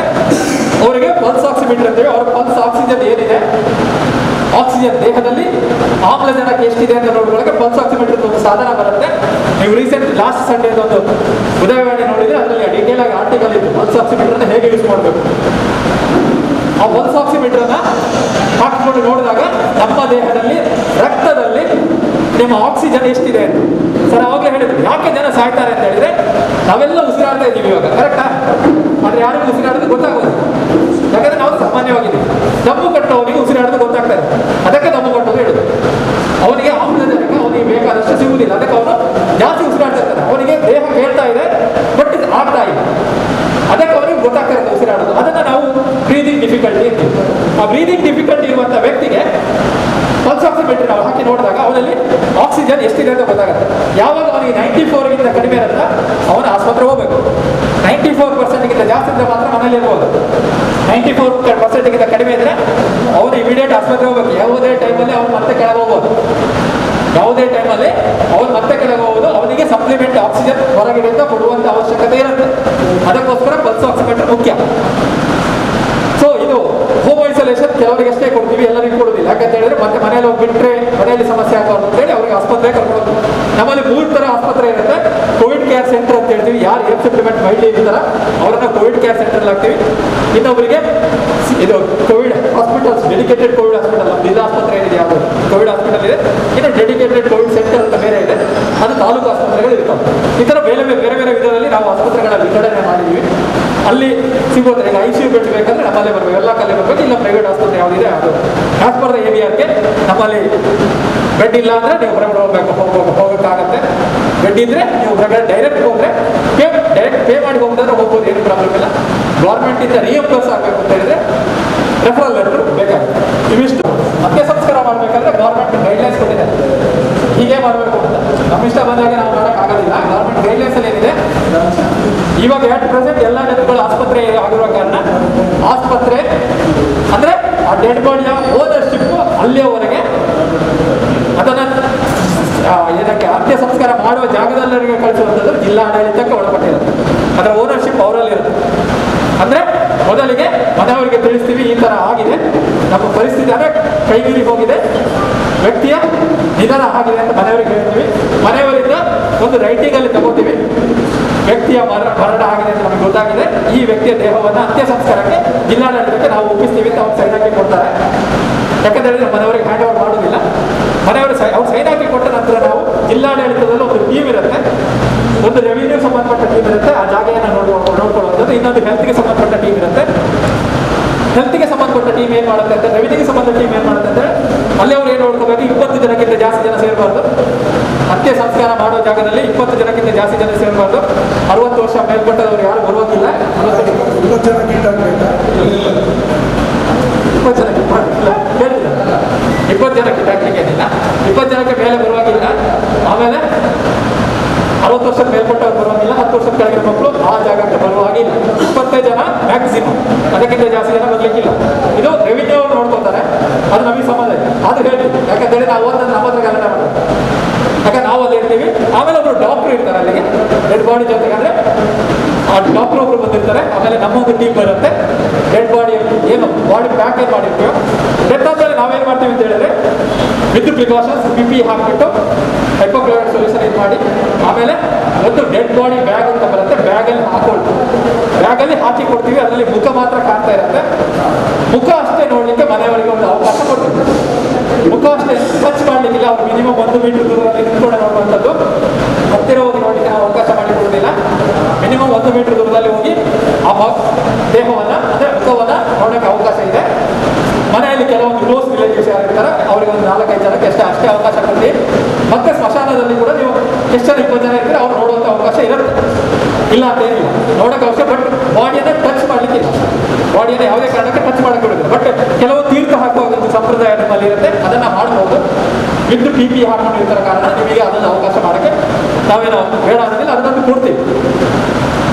ಸ್ನಾನ ಮಾಡಿಸಲು ಅದೆಲ್ಲ ಯಾವ ಅವಕಾಶ ಇರುವುದಿಲ್ಲ, ಸರಿನಾ? ಬಾಡಿ ಬ್ಯಾಗಲ್ಲಿ ಇರುತ್ತೆ. ಅದನ್ನು ಕೊಟ್ಟ ನಂತರ ತಗೊಂಡು ಬಂದ ನಂತರ ಯಾರು ಅಲ್ಲಿ ಇರ್ತಾರೆ, ಇವರು ಹೇಳಿದ್ರೆ ಅವಾಗ 20 ಜನ ಬೇಕು, 20 ಜನ ಬೇಡ, ನಿಮಗೆ ಎಷ್ಟು ಜನ ಬೇಕಾಗತ್ತೆ, ಅಂದರೆ ಬಾಡಿಯನ್ನು ಹ್ಯಾಂಡಲ್ ಮಾಡೋಕ್ಕೆ ಎಷ್ಟು ಜನ ಬೇಕಾಗತ್ತೆ. ನಾವು ನಮ್ಮ 4 ಜನ ಬಂದಿರ್ತಾರೆ, ಅವ್ರು ಬಾಡಿಯನ್ನು ಹ್ಯಾಂಡ್ ಓವರ್ ಮಾಡ್ತಾರೆ. ಮಾಡಿದ ನಂತರ ನಿಮ್ಮಲ್ಲಿ ದಫನ ಮಾಡುವಂಥ ಕಾರ್ಯಕ್ರಮ ಇರೋದು. ದಫನನೂ ಮಾಡ್ಬೋದು, ಇಲ್ಲ ಅಂತ ಹೇಳಿದ್ರೆ ನಮ್ಮಲ್ಲಿ ಬರಿಯ ಇದು ಸುಡುದು ಅಂತೀವಲ್ಲ ಅದನ್ನು ಮಾಡ್ಬೋದು. ಸುಡುದಾದರೆ ಜಾಸ್ತಿ ಏನು ಕಷ್ಟ ಇರಲ್ಲ. ದಫನ ಮಾಡಬೇಕಾದ್ರೆ ಆಳ ಎಷ್ಟು ಇರಬೇಕಂತ ಬಹಳ ಮುಖ್ಯ. ಮಿನಿಮಮ್ ಗೌರ್ಮೆಂಟ್ ಗೈಡ್ಲೈನ್ಸ್ ಪ್ರಕಾರ 4 to 6 ಮೀಟರ್ಸ್ ಇರಬೇಕು, ಫೀಟ್ ಅಲ್ಲ, 4 to 6 ಮೀಟರ್ಸ್ ಇರಬೇಕು. ಅದೆಲ್ಲ ಕಡೆ ಇಲ್ಲಿ ಕಷ್ಟ ಆಗುತ್ತೆ. ಈಗ ಮಳೆ ಬೆಳೆ ಬರ್ತಾ ಇದೆ, ನೀರು ಸಿಗುತ್ತೆ ಅಂತ ಹೇಳೋ ಕಾರಣ ಮಿನಿಮಮ್ ಒಂದು 8 to 9 ಫೀಟ್ ಇರಬೇಕಾಗುತ್ತೆ. ಮಿನಿಮಮ್ 8 to 9 ಫೀಟ್ ಇರಬೇಕಾಗತ್ತೆ, ಆಳ ಇರಬೇಕಾಗತ್ತೆ. ಆಳ ಆದ ನಂತರ ಆ ಡೆಡ್ ಬಾಡಿ ಬ್ಯಾಗಿನ ಸಮೇತ ಕೆಳಗಿಳಿಸುವಂಥದ್ದು, ಬ್ಯಾಗನ್ನು ತೆಗಿಲಿಲ್ಲ. ಇವಾಗ ಕೆಲವರು ವಾಟ್ಸಪ್ ಮೆಸೇಜ್ ಮತ್ತೆ ಆಗ್ತಾ ಇದ್ದಾರೆ, ಆ ಬ್ಯಾಗ್ ಪ್ಲಾಸ್ಟಿಕ್ಕು, ಅದು ರೀಜನರೇಟ್ ಆಗಲ್ಲ, ಡಿಗ್ರೇಡ್ ಆಗಲ್ಲ, ಈ ಥರ ಕೆಲವೆಲ್ಲ ಹೇಳ್ತಾ ಇದ್ದಾರೆ. ಬಟ್ ಎಲ್ಲವನ್ನ 100% ಆಗಿ ಯಾರಿಗೂ ಅದಕ್ಕೆ ಇದು ಮಾಡೋಕ್ಕಾಗೋದಿಲ್ಲ. ಬಟ್ ಇಷ್ಟು ಅಟ್ ಪ್ರೆಸೆಂಟ್ ಏನಿದೆ ಅದನ್ನು ಅಷ್ಟೇ ಹೇಳ್ತೀನಿ. ಅದನ್ನು ನಾವು ಬಾಡಿಯನ್ನು ಕೆಳಗಿಳಿಸಬೇಕಾದ್ರೆ ನಾವು ಅವಾಗಲೇ ಸರಿ ಹೇಳಿದ್ರು, ಶವ ಸಂಸ್ಕಾರವನ್ನು ಕೂಡ ಗೌರವಯುತವಾಗಿ ಮಾಡಬೇಕು. ಹಗ್ಗ ಕಟ್ಟಿ ಇಳಿಸೋದು ಅದೆಲ್ಲ ಮಾಡೋದಿಲ್ಲ. ಇಲ್ಲಿ ನಾವು ಅದಕ್ಕೋಸ್ಕರ ಒಂದು ಬಟ್ಟೆಯನ್ನು 2 ಸರಿಯಿಂದ ಹಾಕಿ ಎಷ್ಟು ಆಳ ಇರುತ್ತೋ ಅಷ್ಟು ನೋಡ್ಬಿಟ್ಟು ಆ ಬಟ್ಟೆಯಲ್ಲಿ ಆ ಡೆಡ್ ಬಾಡಿಯನ್ನು ಒಳಗಿಸಿ ಅದನ್ನು ಕೆಳಗಿಳಿಸ್ತಾರೆ. ಅದೇ ನೀವೇ ಮಾಡುವಂಥದ್ದು. ಪೆಟ್ಟಿಗೆ ಹಾಕಿದ್ರೆ ಒಳ್ಳೆಯದು ಆ್ಯಕ್ಚುಲಿ. ಬಟ್ ಮುಸ್ಲಿಮರಲ್ಲಿ ಪೆಟ್ಟಿಗೆಯಲ್ಲಿ ಹಾಕೋದಿಲ್ಲ ಅಂತ ಮನೆ ನನಗೆ ಹೇಳಿದ್ರು. ಕ್ರಿಶ್ಚಿಯನ್ನಲ್ಲಿ ಪೆಟ್ಟಿಗೆ ಹಾಕಬೇಕು, ಪೆಟ್ಟಿಗೆ ಹಾಕೋದಿಲ್ಲ, ಅದು ಎರಡು ಟೈಪ್ ಪೆಟ್ಟಿಗೆ ಇರಬೇಕು. ಅದಿದೆ ಆ್ಯಕ್ಚುಲಿ, ಎಲ್ಲೆಸಲ್ಲಿ ಪೆಟ್ಟಿಗೆಯಲ್ಲಿ ಹಾಕೋದಿದೆ. ಬಟ್ ಮುಸ್ಲಿಮಲ್ಲಿ ಪೆಟ್ಟಿಗೆ ಹಾಕೋದಿಲ್ಲ ಅಂತ ನಾನೇ ಫಸ್ಟ್ ಡೆತ್ ಮುಸ್ಲಿಮರ ಡೆತ್ ಆದಾಗ ನಾನೇ ಅದಕ್ಕೆ ಇನ್ಚಾರ್ಜ್ ಆಗಿದ್ದೆ. ಸೊ ನನಗೆ ಅದರ ಬಗ್ಗೆ ಎಲ್ಲ ಗೊತ್ತಿದೆ. ಆದ ಕಾರಣ ಅವು ಅದನ್ನು ಕೆಳಗಿಳಿಸುವಂಥದ್ದು. ಕ್ರಿಶ್ಚಿಯನ್ಸ್ ಅಲ್ಲಾದರೆ ಅದನ್ನು ಪೆಟ್ಟಿಗೆಯಲ್ಲಿ ಹಾಕಿ ಕೆಳಗಿಳಿಸುವಂಥದ್ದು ಸೇಮ್. ಯಾರಿಗೂ ಯಾವುದೇ ಧರ್ಮದ ಪ್ರಕಾರ ನಾವು ಮಾಡ್ಬೋದು, ಪ್ರೆಸೆಂಟ್ ಯಾವುದೇ ಧರ್ಮದ ಪ್ರಕಾರ ಮಾಡ್ಬೋದು. ಬಟ್ ಡೆಡ್ ಬಾಡಿ ಮುಟ್ಲಿಕ್ಕಿಲ್ಲ ಅಷ್ಟೇ. PP ಹಾಕೊಂಡಿರ್ಬೇಕು. ಯಾರು ಅದನ್ನು ಹ್ಯಾಂಡಲ್ ಮಾಡ್ತಾರೆ ಅವ್ರು PP ಹಾಕಿರ್ಬೇಕು. PP ಹಾಕೋದು ಇಷ್ಟಕ್ಕೆ, ಯಾಕಂತ ಹೇಳಿದ್ರೆ ಡೆಡ್ ಬಾಡಿಯಲ್ಲಿ ನಮಗೆ ಎಷ್ಟು ದಿವಸ ಆ ರೋಗಾಣು ಇರುತ್ತೆ ನಮಗೆ ಇನ್ನೂ ಗೊತ್ತಿಲ್ಲ, 100% ಗೊತ್ತಿಲ್ಲ. 5 to 6 hours ಇರ್ಬೋದು ಅಂತ ಒಂದು ನಮ್ಮ ಅಂದಾಜು ಇದೆ. ಬಟ್ 100% ಗೊತ್ತಿಲ್ಲದ ಕಾರಣ PP ಹಾಕೋಬೇಕು.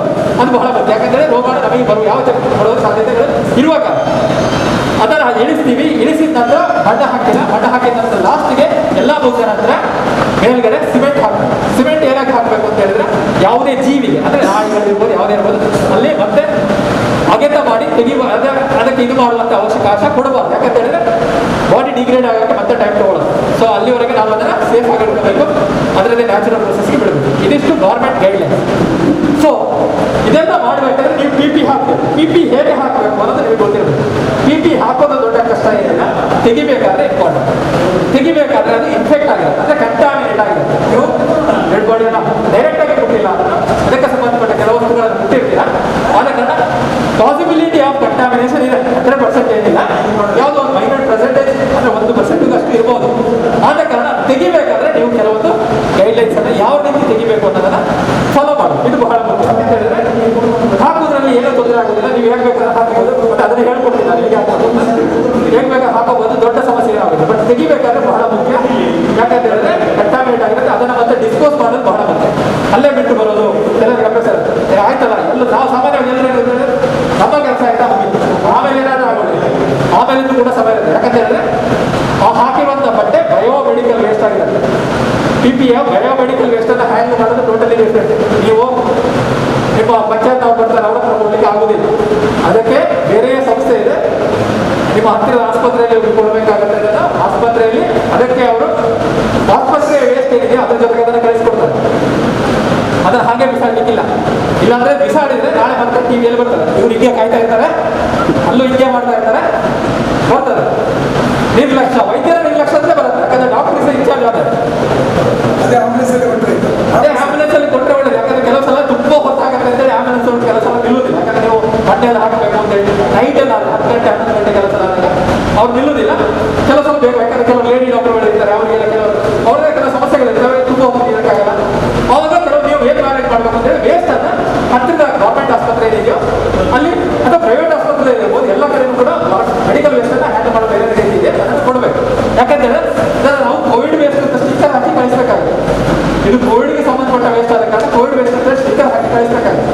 ಒಂದು ವೇಳೆ ಹಾಗೆ ಸಿಕ್ಕಾಕೊಂಡ್ರೆ ಮತ್ತೆ ಇವರು ಝೂಮ್ ಮಾಡಿ ತೋರಿಸ್ತಾರೆ, ಪಕ್ಕದಲ್ಲಿ ನಿಂತಿದ್ದಾರಲ್ಲ ಅವ್ರು ಝೂಮ್ ಮಾಡಿ ತೋರಿಸ್ತಾರೆ. ಶವ ಸಂಸ್ಕಾರದ ಪೊರ್ತುಡು ದೆತನೊಡಾಯಿನ ಮುಂಜಾಗ್ರತಾ ಕ್ರಮದ ಬಗೆಟ್ ಪ್ರಾತ್ಯಕ್ಷಿಕತೆಲ್ಲ ನಡಪಾಯರು. ಹೆಲ್ಪ್ ಇಂಡಿಯಾ ಫೌಂಡೇಶನ್ದ ಸ್ಥಾಪಕ ಅಧ್ಯಕ್ಷರು ರಾಜಿಕ್ ಉಳ್ಳಾಲ್ ಇಂದತ ಬಗೆಟ್ ಪೊಲಬು ಕೊರಿಯರು. ಇದು ಅವರು ಸ್ಯಾನಿಟೈಸರ್ ಫಸ್ಟ್ಗೆ ಕೈಯಲ್ಲಿ ಯೂಸ್ ಮಾಡಬೇಕು. ಸ್ಯಾನಿಟೈಸರ್ ಹಾಕಿ ಅದರ ನಂತರ ಈ ಗ್ಲೌಸನ್ನು ಫಸ್ಟಿಗೆ ಫುಲ್ ಸ್ಯಾನಿಟೈಸರ್ ಹಾಕಬೇಕು. ಆ ಸ್ಯಾನಿಟೈಸರ್ ಹಾಕಿದ ನಂತರ ಎಲ್ಲ ಅದನ್ನು ತೆಗಿಬೇಕು, ರಿಮೂವ್ ಮಾಡಿ. ಇದನ್ನೆಲ್ಲ ಇದೆ ಸ್ಯಾನಿಟೈಸರ್ ಸ್ವಲ್ಪ ಕೈಗೆ ಫುಲ್ಲು ಕೈಯಲ್ಲಿ 2 ಸೈಡಲ್ಲಿ ಫುಲ್ಲು ಕ್ಲೀನ್ ಮಾಡಿ ಮತ್ತೆ ಈ ಗ್ಲೌಸನ್ನು ಹಾಕಬೇಕು. ಅದರ ನಂತರ ಸ್ಯಾನಿಟೈಸರ್ ಡಬ್ಬೆ ಹಾಕಬೇಕು ಅದರ ಮೇಲೆ.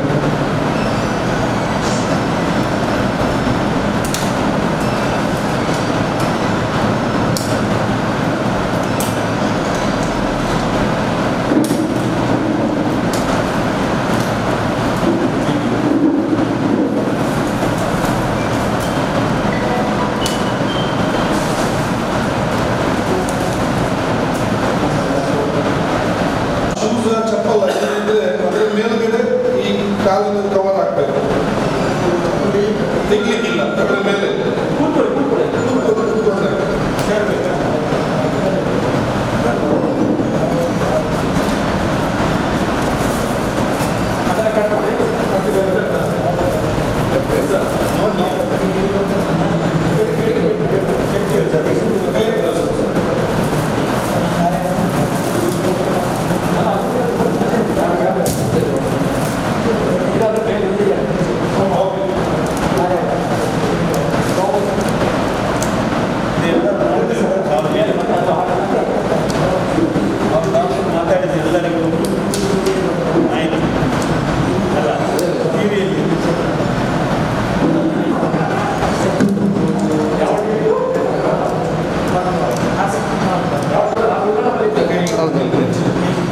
ಇದು ಬ್ಯಾಕ್ ಸೈಡ್ಗೆ ಕಟ್ಟಲಿಕ್ಕೆ ಕೈ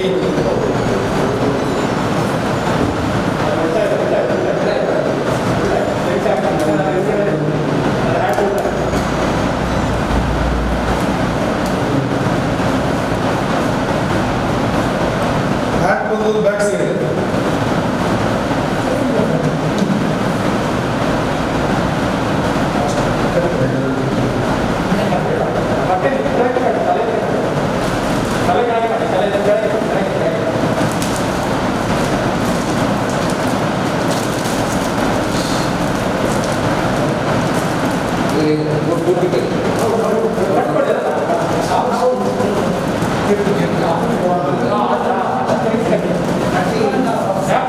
ಇದು 50 ಫುಲ್ ಕವರ್ ಆಗ್ತಿಲ್ಲ. ಆ್ಯಕ್ಚುಲಿ ಈ ಥರ ಬರೋದಿಲ್ಲ. 50ಯಲ್ಲಿ ಒಂದು ಜಾಗ ಕೂಡ ಖಾಲಿ ಇರಬಾರ್ದು. ಸ್ವಲ್ಪ ಸಾಲ ಆ ಥರ ಇರಬೇಕು. ಯಾಕಂದರೆ ಸೈಜಲ್ಲಿ ಬರುತ್ತೆ, ಬೇರೆ ಬೇರೆ ಸೈಜ್ 50 ಬರುತ್ತೆ. ಒಬ್ಬರಿಗೆ ಅದು ಆಗೋದು ಈ ಥರ ಹಾಕ್ತಾರೆ. ಇವಾಗ ಇದರಲ್ಲಿ ಎರಡು ಟೈಪ್ ಬರ್ತದೆ. ಇನ್ನೊಂದು ಟೈಪ್ ಉಂಟು, ಅದು ಬ್ಯಾಕ್ ಕಟ್ಟಲಿಕ್ಕೆ, ಅದು ಫುಲ್ ಕವರ್ ಆಗ್ತದೆ. ಇದೊಂದು ಈಗ ಪ್ರೈವೇಟಲ್ಲೆಲ್ಲ ಇನ್ನೊಂದು ಸೇಲ್ ಮಾಡ್ತಾ ಇದ್ದಾರೆ, ಜನರೆಲ್ಲ ರೆಡಿ ಮಾಡಿ ಈಗ ಮೆಡಿಕಲ್ ಎಲ್ಲ ಕೊಡ್ತಾ ಇದ್ದಾರೆ. ಆ ರೀತಿ ಚೇಂಜಸ್ ಒಂದೊಂದು ಟೈಪಲ್ಲಿ ಬೇರೆ ಬೇರೆ ಮಾಡಿದ್ದಾರೆ. ಇದು ಫುಲ್ ಕವರ್ ಆಗುವ ಆ ರೀತಿಯಲ್ಲಿ ಕಟ್ಟಬೇಕು. ಇದು ಮೈನ್ ಇಂಟೆನ್ಷನ್ ಇದು ಕಟ್ಟುವುದಲ್ಲ, ತೆಗೆಯುವುದು. ಡಾಕ್ಟರ್ ಹೇಳಿದ ಯಾವ ಹೇಳಿದಾಗೆ ತೆಗೆಯುವಂಥ ಇದು ಉಂಟಲ್ಲ, ಅದು ಕಂಪಲ್ಸರಿಯಾಗಿ ಗ್ಲಾಸ್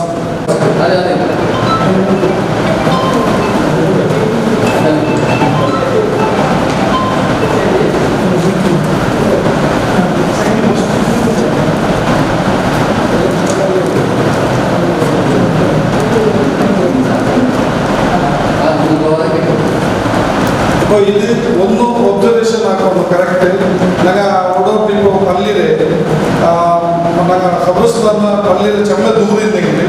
ಅಪ್ಪ ನಂಗೆ ಇದು ಖಬರ ಮುಟ್ಟೆ ಮೀದು ಇಡೋದು പിന്നെ അഞ്ഞനെ മാത്രം കീപ്പത്ത് പള്ളിയിലോടമ അല്ല വേറെ അഞ്ഞം പോയിട്ട് അത് മാത്രം പോലെ വ്യവസ്ഥ ആക്കത്തില്ല. ഓട് ഞങ്ങൾ അവരുടെ പണി തീർത്ത് അഞ്ഞനെ മാറ്റിട്ട് ഇതിൽ പ്ലാസ്റ്റിക് എല്ലാവർക്കും ഒരേ പ്ലാസ്റ്റിക് ഇട്ടിട്ട് അതിൽ കംപ്ലീറ്റ് ഏരിയയുടെ പോലെ അത് ചെയ്തിട്ടുള്ള മെഡിക്കൽ ഫീൽഡിൽ ഒന്ന് അതേ ആംബുലൻസിൽ കറക്റ്റാ ഇല്ലെങ്കിൽ ഓടോടും ഗവൺമെൻറ് ഹോസ്പിറ്റലിൽ നിന്ന് അവിടെ കൊടുക്കുക, ഇല്ലെങ്കിൽ പ്രൈവേറ്റ് ഹോസ്പിറ്റലിൽ നിന്ന് അവിടെ ഞങ്ങൾ ഇത് പറ്റാം. ഞങ്ങളെ കാട്ടത്തെ ಏರಿಯಾ പോലെ ಆವತ್ತೀರ ಇದೊಂದು ನಂಗೆ ಕಬ್ರಸ್ಥಾನಕ್ಕೂ ಇದು ಇಡಿರ್ತಲ್ಲ. ഞങ്ങൾ തുണി മാത്രം ഞങ്ങളോട് പിടിച്ച് തുണി ആക്കിയിട്ട് അത് കബ്രസ്ഥാനത്തെ ಮೇಲೆ ഉൾഗായിടും. പിന്നെ ഇതിൽ ഇങ്ങനെ ഗവൺമെന്റ് തന്നെ 4 കിറ്റ് തന്നത്. ഇപ്പോൾ ഞങ്ങൾ റിക്വസ്റ്റ് ആക്കിയെങ്കിൽ ഒരു 2 കിറ്റ് 6 കിറ്റ് തോന്നുന്നുണ്ട്. ഇപ്പം ഞങ്ങൾക്ക് ആരുടെയും ഔത്തരങ്ങ ഇപ്പോൾ ഉള്ള ബ്രദേഴ്സ് ഔത്തരകാരെങ്കിൽ ഈ ഔത്തലിൽ അവിടെ കുറവില്ലേ. രണ്ട് ഔത്തൽ ഇപ്പോൾ രണ്ട് എന്തെങ്കിലും ഒരു ഇൻസിഡന്റ് ആയിട്ട് ഞാൻ ഡെത്ത് ആയെങ്കിൽ രണ്ട് ഔത്തരങ്ങ കബ്രസ്ഥാനത്തോടെ ನಾನು ಇಕ್ಕೊಮ್ಮ ಅರಲ್ಲಿ ಇಕ್ಕಿರೋರು ಔತಲು ಅದೆಲ್ಲ ಪಾಸಿಟಿವ್ ಇಂದಾಗ ಇಕ್ಕಿರೋರು ಆಗ അവിടെ കുറവില്ല. ಆಗ അവിടെ ಕ್ವಾರಂಟೈನ್ ಇಕ್ಕಿರೋರು 6 ಫ್ಯಾಮಿಲಿ ഇപ്പോൾ ನೆರಗರ ಇಲ್ಲಿ ಸಿಸ್ಟ್ ಅಲ್ಲಿ ಹಾಕಲ್ಲ ಬೇರೆ ಔತಲು ಇಕ್ಕಿರೋರು ಇಲ್ಲಿ ಬೇರೆ ಔತಲು ಅರಲ್ಲಿ ಇಕ್ಕಿರೋ ಸಂಬಂಧದಾಗ ಆಗ അവിടെ കിട്ടിട്ട് ಬಂತು ಅಂಜಿ ನಿಕ್ಕ ಚಮ್ಮಾಲ್ಗೆಲ್ಲ ಒಂದು ಜನ 3-4 ನಿಕ್ಕ ನಿಮಗೆ ಕಿಟ್ ಬೇರೆಂದ್ರು ಎಷ್ಟು ನಿಮಗೆ ಪ್ರೈವೇಟ್ ಕಿಟ್ ಓಡೋ ಕಿಟ್ ಪರ್ಚೇಸ್ ಆಗ್ತದೆ. ನೀವು ನಾನು ಕರಿ ಚೂರು ಓಡ ಕಿಟ್ ಇರುತ್ತೆ 500 ಕಿಟ್ಟಿಗೆ ಉಂಟು. ಹಾಗೆ ಔತರ ಆರೋಗ್ಯ ಮರ್ಚೆಗೆ ಆ ಟೈಮಲ್ಲಿ 4 ಕಿಟ್ ಯೂಸ್ ಆಗಿತ್ತು ಫ್ಯಾಮಿಲಿ ಅಂತ അവിടെ ನಿಕ್ಕ. ഇപ്പോൾ ഈ ഗവൺമെന്റ് ರೂಲ್ಸ್ ಪ್ರಕಾರ 25 ಪೀಪಲ್ ಯಾರ ಆ ഖബർസ്ഥാനത്തോടെ നിൽക്കില്ല. 25 മുട്ടല്ല ഖബറിലൂടെ ആ മയത്തെ എടുക്കണമെങ്കിൽ ഒരു 6 അതിന് ഡിസ്റ്റൻസ് കൊടുത്തിട്ട് ഒരു 10-15 ഡിസ്റ്റൻസ് നിൽക്കാം. കിട്ടിടാമ നിൽക്കാം ഒരു 3 മീറ്റർ ദൂരം അത്ര മുട്ടത്തിലല്ല. ഈ മുട്ടത്തിൽ നിൽക്കിറങ്ങ കിട്ടിട്ട് നിൽക്കും. പിന്നെ മയത്ത് സ്കരിക്കണം. അതേപോലെ ഇപ്പൊ മയത്ത് ബന്ധുണ്ടായെങ്കിൽ ഞങ്ങൾ ഫസ്റ്റ് അങ്ങനെ ഞങ്ങളെ ഖബറിൽ നോക്കുന്നത് ഞങ്ങൾ ഒലിവ ഫീറ്റ് ഡീപ്പ് അങ്ങനെ റൂൾസ് 12 ഫീറ്റ് ഡീപ്പ് വരും. ഓടെ 12 ഫീറ്റ് ഡീപ്പ് എടുക്കുകയാണോ അവിടെ എടുക്കാം. ഓടെ ഇപ്പൊ ചില ജാഗയിലുള്ള തണ്ണി പണ്ട് കൊസർ പണ്ട് അവിടെ എടുക്കുകയാവില്ല. അങ്ങനത്തെ ജാഗയിൽ ഒലിവ ഫീറ്റ് തോലാണ്ട് അങ്ങനത്തെ പേര് 8 ഒലിവ ഫീറ്റ് തോലാക എക്സ്ക്യൂസ് തണ്ട അങ്ങ് ಬಂದು നോക്കുന്നത് ആ ഡീപ്പ് ഞങ്ങൾ ഇപ്പോൾ ഞങ്ങൾ യൂച്വലി ഇತ್ತು ഞങ്ങളെ ഖബർസ്ഥാനിൽ 6 ഫീറ്റ് ഇട്ട് ಎಲ್ಲಿ വെച്ചത് ಅದರ ಮೇಲೆ ಡೀಪ್ ಹಾಕಿಂಗೆ ಆಯ್ತು ಎಲ್ಲಿ വെച്ച് ತಿನ್ನಿಗೆ ಇല്ലെങ്കിൽ ಒಲಿವ ಫೀಟ್ ಹಾಕಿಂಗೆ പിന്നെ ആക ಬಂದು സർവ്വ നഗ അവിടെ അങ്ങനെ ആംബുലൻസ് കണ്ട പോലത്തെ റോഡൊന്നും ഞങ്ങൾ സമാക്കി കൊടുക്കും. റോഡോട്ട് ചില ಗಾಡಿ ചില ಜಾಗದಲ್ಲಿ ಬಂಡಿಲ್ಲ ಬಲ್ಲಲ್ಲಿ ಇಕ್ಕರೆ ಸಾಧಾರಣ ഞങ്ങൾ പുറത്തു കൊണ്ട് ഇത് ചെന്ന പുറത്തു പോകാൻ ಅವಕಾಶ ತಂದಿಲ್ಲ. ನೀವು ಆಯ್ತು ಪುರ್ಕ ಮಾರ ಆಂಬುಲೆನ್ಸ್ ಬಂದು ಅನ್ಯತಂಜಿಗೆ ಹಾಕಿರ ಪುರತು ഞങ്ങൾ ಜಾಗಕ್ಕೆ ಇಡ್ತಾರೆ. അപ്പോൾ ഞങ്ങൾ ಕೊಂಚನಿಗೆ ഒരു ಬಲ್ಲಗಿಲ್ಲ ಕ್ಲೀನ್ ಹಾಕಿಟ್ಟು ಕಬ್ರಸ್ಥಾನ തന്നെ ಓಡ್ತೋಲ್ ಗಾಡಿ ಬಂದು ಔಟ್ತೋಲ್ ಬರುವಟ್ಟಿದ್ದು ಅದ್ರ പിന്നെ അങ്ങനെ 4-5 അങ്ങനെ ಬಂದರು അങ്ങനെ എടുത്തുകൊണ്ടത് ഞങ്ങൾ ആൾമാർ ആ ಖಬರೆಲ್ಲ ಕಿಟ್ಟು ಕೊಡ್ಕೊಂಡಾಗ ಬೇರೆ ಕಿಟ್ಟಿಟ್ಟು ನಂಗೆ ಕೂಡ ಹಾಕೋದೆಲ್ಲ ಸಮಗಟ್ಟ ಆಗಲ್ಲ ಮಣ್ಣು ಜೇರಿಗೆ ಪ್ರಾಬ್ಲಮ್ ಅವ್ರ ಕಲ್ಲು ಬೇಕು ಒಂದು ಅಪ್ಪ ಆ ರೋಡ್ ಹಾಕರ ಅಂಕೆ ಆ ಕಿಟ್ಟು ಕೊಡ್ತದ್ದು ಆ ಕಿಟ್ಟು ಇಡುವಾಗಿತ್ತು പിന്നെ ഔത്തരങ്ങൾ നാളെ പ്രൈവേറ്റ് കിറ്റ് ഇത് ഗവൺമെന്റ് ആ കിറ്റ് കിട്ടി അങ്ങനെ കിറ്റ് ഇട്ടിട്ട് ഔത്തരങ്ങാഞ്ഞ് ആസ്പാസിൽ നിൽക്കാം മുറ്റത്തിൽ നിൽക്കുന്നത് പിന്നെ അവിടെ മയം തുറന്ന് കാട്ടുന്ന വിഷയമൊന്നും ഇല്ല ഇങ്ങനത്തെ അവിടെ ചില മയത്തേക്ക് ഫുള്ള് പാക്കാക്കി കൊണ്ടത് അവിടെ ഓപ്പൺ ആക്കില്ല ഇന്നലെ കോടിയിലുള്ളതൊക്കെ നിറച്ചില്ല അത് മുന്നേണ്ടോളാവും പെണ്ണിങ് ചെന്ന് നിറച്ചില്ല അപ്പോൾ അങ്ങനെ അത് ഓപ്പൺ ആക്കില്ല ഫുള്ള് പ്ലാസ്റ്റിക് ബന്ധ ഇഷ്ടപ്പെട്ടു അങ്ങനെ ആ ഇന്ന് നോക്കുകയാണെങ്കിൽ ಹಾಸ್ಪಿಟಲ್ ಬೇಕು ಡಾಕ್ಟರ್ ರಿಕ್ವೆಸ್ಟ್ ಆಗಿದ್ದು അങ്ങോട്ടും ಗ್ಲಾಸ್ ಎಲ್ಲ ಅಥವಾ ಮೂತಿಗೂ ಈಗ ಓಪನ್ ಪ್ಲೇಸ್ ಕಾಟಿದ್ದು ತೊಟ್ಟೆ ಇಟ್ಟಿದ್ದೆ ಕಾಟೋ ಚಾನ್ಸಸ್ ಉಂಟು ಅದಕ್ಕೆ ರಿಕ್ವೆಸ್ಟ್ ಮೇಲೂ ಇಲ್ಲ പിന്നെ ഖബർസ്ഥാനത്തോട് മയ്യത്ത് ഓപ്പൺ ആക്കിയിട്ട് ഇങ്ങനെ പബ്ലിക് നോക്കുന്നത് ചാൻസ് തന്നെ ഇല്ല മയ്യത്ത് നിസ്കരിക്കുന്ന അങ്ങനെ സ്ട്രക്ചർ ഇരിക്കുന്നത് ആ സ്ട്രക്ചറിൽ വെച്ചിട്ട് 4 മീറ്റർ 2 മീറ്റർ ദൂരം നിന്നിട്ട് ഒരു ഇമാം എടുത്ത് നമുക്ക് ഡിസ്റ്റൻസിൽ മയ്യത്ത് നിസ്കരിക്കാം അവിടെ ഇന്നങ്ങ് അത്ര അത് നിസ്കരിച്ചെങ്കിൽ സയ്യാവുക ഇല്ല ചില അഭിപ്രായമുണ്ട് പൊതുവാക്കപ്പെട്ട നിസ്കരിക്കുന്നില്ല ഇപ്പോൾ ഈ ടൈമിലുള്ള കോംപ്ലിക്കേറ്റ് വരാത്ത പോലെ എന്നുള്ള ഇപ്പോൾ ആർക്കെല്ലാം ഇപ്പോൾ അതെല്ലാം പേരുണ്ടെങ്കിൽ അതങ്ങനെ നിസ്കരിക്കും ചില മൊത്തം നിസ്കരിക്കാനുള്ള മയത്തെടുത്തത് ചില മൊത്തം നിസ്കരിച്ച് മയത്തെടുത്തത് ഞങ്ങൾ ചമ്മ അതിൽ ഡീಪ್ ಪ್ರೊಸೀಜರ್ ಬಂದರೆ ಈ ಟೈಮಲ್ಲಿ ಆವಿಲ್ಲ ನಂಗೆ ಅದ್ರ ಮೇಲೆ ಹಠ ಬಿಡಿಕೆಲು ಸಮಾನ ಎಂದ್ರೆ ಅವರು ಮ್ಯಾಕ್ಸಿಮಮ್ ಅವ್ರ ನೀವು ಹಾಕೋದವ್ರಿಗೆ ಚಿല ಮಕ್ಕಳೆಲ್ಲ ನಾನು ಮೈಯತ್ತು ಅನ್ಯ ಹೋಮ್ರಂಗ ಹೋಯ್ತು അടുത്തതും എന്തും ആക്കിയിട്ടില്ല ഇപ്പോൾ ഞങ്ങൾ അൺഎക്സ്പെക്റ്റഡ് ചിലപ്പെട്ട ആക്സിഡന്റ് ആയിട്ടുള്ള ബോഡികൾ ചമ്മ പീസ് അവർ ആ ടൈമിലും പൊതുവാക്കപ്പെട്ട അങ്ങനത്തെ എല്ലാ പ്രൊസീജിയർ നടക്കുന്നുണ്ട് ഈ ടൈമിൽ ഞങ്ങളെല്ലാം എക്സ്ക്യൂസ് ആക്കുന്നുണ്ട് പിന്നെ ആർക്കെಲ್ಲ ಆ ಕಿಟ್ಟು ನಂಗೆ ಇಟ್ಟಿದ್ದು ಅದನ್ನ ಮುಟ್ಟ ಇಕ್ಕರ ಅಲ್ಲಾತನಲ್ಲ ಯಾರು ನಾನು ಒಬ್ಸರ್ವ್ ಹಾಕೋ ಚಿಲರು ಅವ್ರದ್ದು ಅವರು ಆ ಟೈಮ್ ಟೆನ್ಷನ್ ಮುಟ್ಟ ಕೊಂಡಾರ ಆಯತ್ರ ಡಿಸ್ಟೆನ್ಸ್ ಇಕೊಂಡು പിന്നെ ಪಿ ಕಿಟ್ ಇಟ್ಟಾಗ ಮುಟ್ಟ ನಿಕ್ಕೋಗಿತ್ತೀರ ಆಯತ್ರ ದೂರ ನಿಕ್ಕೊಂಡು ಫಸ್ಟಿಗೆ ನಿಕ್ಕ ಎಪ್ಪ ಜೊತೆ ಹಂಗೆ ಇಟ್ಟಪ್ಪೊಮ್ಮೆ ನಿಕ್ಕ ತೊಂದರೆ ಇಲ್ಲ പിന്നെ ಈ ಮನುಷ್ಯ ಎಲ್ಲ ಮೊತ್ತು ತೊಟ್ಟು ಯೂಸ್ ಆಗಿ ನಿಕ್ಕಿರ ಅದರ ಧೈರ್ಯ ಇಕ್ಕಿರ ಪಿ ಕಿಟ್ ಇಟ್ಟರೆ ನಂಗೆ ಪಿ ಕಿಟ್ ಇಟ್ಟವನು ಮುಟ್ಟನೆಲ್ಲ ಗುರ್ತದವನೇ ತಿಕ್ಕಿರ ಅವನ ಮುಂದೆ ತೊಡ್ರೆ ಅವನ ಟೀಕ್ರೆ ಅವನ ಪಕ್ಕ ಪಕ್ಕ ಇಕ್ಕಿರ ಅದು ಜಾಗ್ರತೆ ಆಗ್ತದೆ പിന്നെ ഒന്ന് അങ്ങനെ മാസ്ക് ഇടുന്നത് ഇത് സാധാരണ നെൻപിക്കില്ല ഇണ്ടിടുക മാസ്ക് അതേ മാസ്ക് വിറ്റാണ്ടിടുക അത് ഉൾട്ട ഇടുക ചില പെട്ട ഞങ്ങൾ കംപ്ലീറ്റ് സീക്രം ഞങ്ങൾ വലിച്ചതുകൊണ്ട് ഇപ്പോൾ മാസ്ക് ഇടുന്നത് നിർത്തി എന്തെങ്കിലും ക്രിമി പെട്ട അതിന് പത്ത് തെക്കുന്നുണ്ട് അത് പാസ്സാവുള്ളൂ ചില പെട്ട നെൻപിക്കില്ല ഉച്ചയ്ക്ക് 4 ಪಟ್ಟ 10 ಪಟ್ಟ ನಂಗೆ ಮಾಸ್ಕ್ ಕೀಸಲ್ ಬೇಕಲ್ಲ ಇಡೋದು ಉಲ್ಟ ಇಟ್ಟೇನುಂಡಲ್ಲೇ ನಂಗೆ ಅದರೊಳಗೆ ಇನ್ನೇ ಕ್ರಿಮಿ ನಗನೇ ಮೂಗುರು ಗತ್ತಿಗಿಟ್ಟವಲ್ಲ ಅದು ಒಬ್ಸರ್ವ್ ಹಾಕೊಂಡು ಯಾರ್ತಿಲ್ಲ ചില മാസ്ക് പ്രോബ്ലം ഇല്ല ചില മാസ്കിൽ ഇങ്ങനത്തെ ഉൾട്ട ഇടുക ഈ ಗೊಂತ ಅವ್ರ ಜಂಡು ಒರೇ ಸೈಡ್ ಒರೇ പോലെ ಇಕ್ಕಿರಲ್ಲ ಅದು ನಂಗೆ ಯಾರು ಒಬ್ಸರ್ವ್ ಹಾಕೋಣ ಅದು ನೆನಪಲ್ಲಿ ಒಬ್ಸರ್ವ್ ಹಾಕೋಣ ಎಲ್ಲರೂ പിന്നെ ഈ കിറ്റ് ഇത് മയത്ത് എടുത്തിട്ട് ആയ പിന്നെ ഈ കിറ്റ് റിമൂവ് ആക്കരുത് ആ റിമൂവ് എങ്ങനെ ആക്കരുത് ഫസ്റ്റ് ഏത് റിമൂവ് ആക്കരുത് സെക്കൻഡ് ഏത് റിമൂവ് ആക്കരുത് അത് കമ്പൽസറി നെനപ്പ് വെക്കണം അത് എന്ന് വെച്ചിട്ടുണ്ടെങ്കിൽ അതിൽ പോസിറ്റീവ് ഉണ്ടായില്ലേ ആർക്കും പേടിയില്ല അങ്ങനെ ജാഗ്രത ആക്കുമ്പോൾ കറക്റ്റ് ഞങ്ങൾ ജാഗ്രത ക്യാർലെസ് ആക്കിയിട്ട് ಇನ್ನೊಂದು 10 ಆಲ್ಗೆ ഞങ്ങൾ ഈസിയിട്ട് പണ്ട ചാൻസസ് ഉണ്ട് ഫസ്റ്റ് റിമൂവ് ആക്കരുത് ഏത് ചുറ്റും നിങ്ങൾ കാട്ടും ಮತ್ತು ಫಸ್ಟ್ ರಿಮೂವ್ ಮಾಡೋದೊಂದು ಎಲಿಬಿಟ್ಟು ಇಲ್ಲ ಮಯತ್ತು കുലിപാട്ട് ಇಲ್ಲ എന്റെ ജೊತೆಗೆ അവിടെ പാക്കേജ് കൊണ്ട് അതിന് ಬೇರೆ മരുന്നെಲ್ಲ ഇട്ടിട്ട് കെമിക്കൽ ಎಲ್ಲ അടിച്ചിട്ട് ಜೊತೆಗೆ ಮಚ್ಚ പിന്നെ ಆ ಕ್ರಿಮಿ ಅದರೊಟ್ಟಿಗೆ ಇಕ್ಕಿರನ್ ಚೊಂದು ಈ ಡಾಕ್ಟರ್മാരുടെ ഇത് അതിൽ സജഷൻ ഞാൻ ചൊല്ലുന്നത് അപ്പോൾ എത്ര ಗಂಟೆ ഇക്കത് എങ്ങനെ ഇക്കത് എത്ര നേരം ഇക്കോ എന്നും അങ്ങനെ ഡീറ്റെയിൽ കേട്ടിങ്ങ ഉത്തരവില്ല തരോ ഗവൺമെന്റ് ಗೈಡ್ ಲೈನ್ ಪ್ರಕಾರ അങ്ങനെ ಕಂಡೀಷನ್ಸ್ ಮಚ್ಚ ಸತ್ತಿಗೆ ಕೋವಿಡ್-19 ಆ ಮಚ್ಚೆಗೆ ഞങ്ങൾ വിളിക്കാറ് വിളിച്ചിട്ട് മോർച്ചറിൽ സെക്കൻഡ് വട്ടർ ഒരു ആപ്ലിക്കേഷൻ അതിന്റെ ഉദ്ദേശമേ ബോഡി ഞങ്ങൾ അന്തു വിട്ടു കൊടുക്കും മറിച്ച് പിന്നെ നോർമൽ വേറെ ഏതൊരു മറിച്ചെങ്കിൽ ആ ബോഡി ഞങ്ങളെ കേൾക്കുക ഇത് കോവിഡ്-19 ആ മറിച്ചെങ്കിൽ ഞങ്ങളുടെ ഗവൺമെന്റ് ആ നിലയിൽ അടുക്കുക അത് അങ്ങനെ പ്രൊസീജിയർ അത് ഗവൺമെന്റ് മയ്യത്ത് അടുത്തിട്ട് കംപ്ലീറ്റ് ആവുമ്പോൾ ഫോട്ടോസ് അടിച്ചിട്ട് അങ്ങനെ ഗവൺമെന്റിന് ഫയലിന് ലജ്ജാക്കി കൊടുക്കും അത്ര ജവാബ്ദാരി ആവുന്നത് ഇതിപ്പോ ഒരു റിക്വസ്റ്റ് ഇതെല്ലാം ചൊന്നുമില്ല ഇതെല്ലാം ഞങ്ങൾ ഇങ്ങനത്തെ വർക്ക്ഷോപ്പ്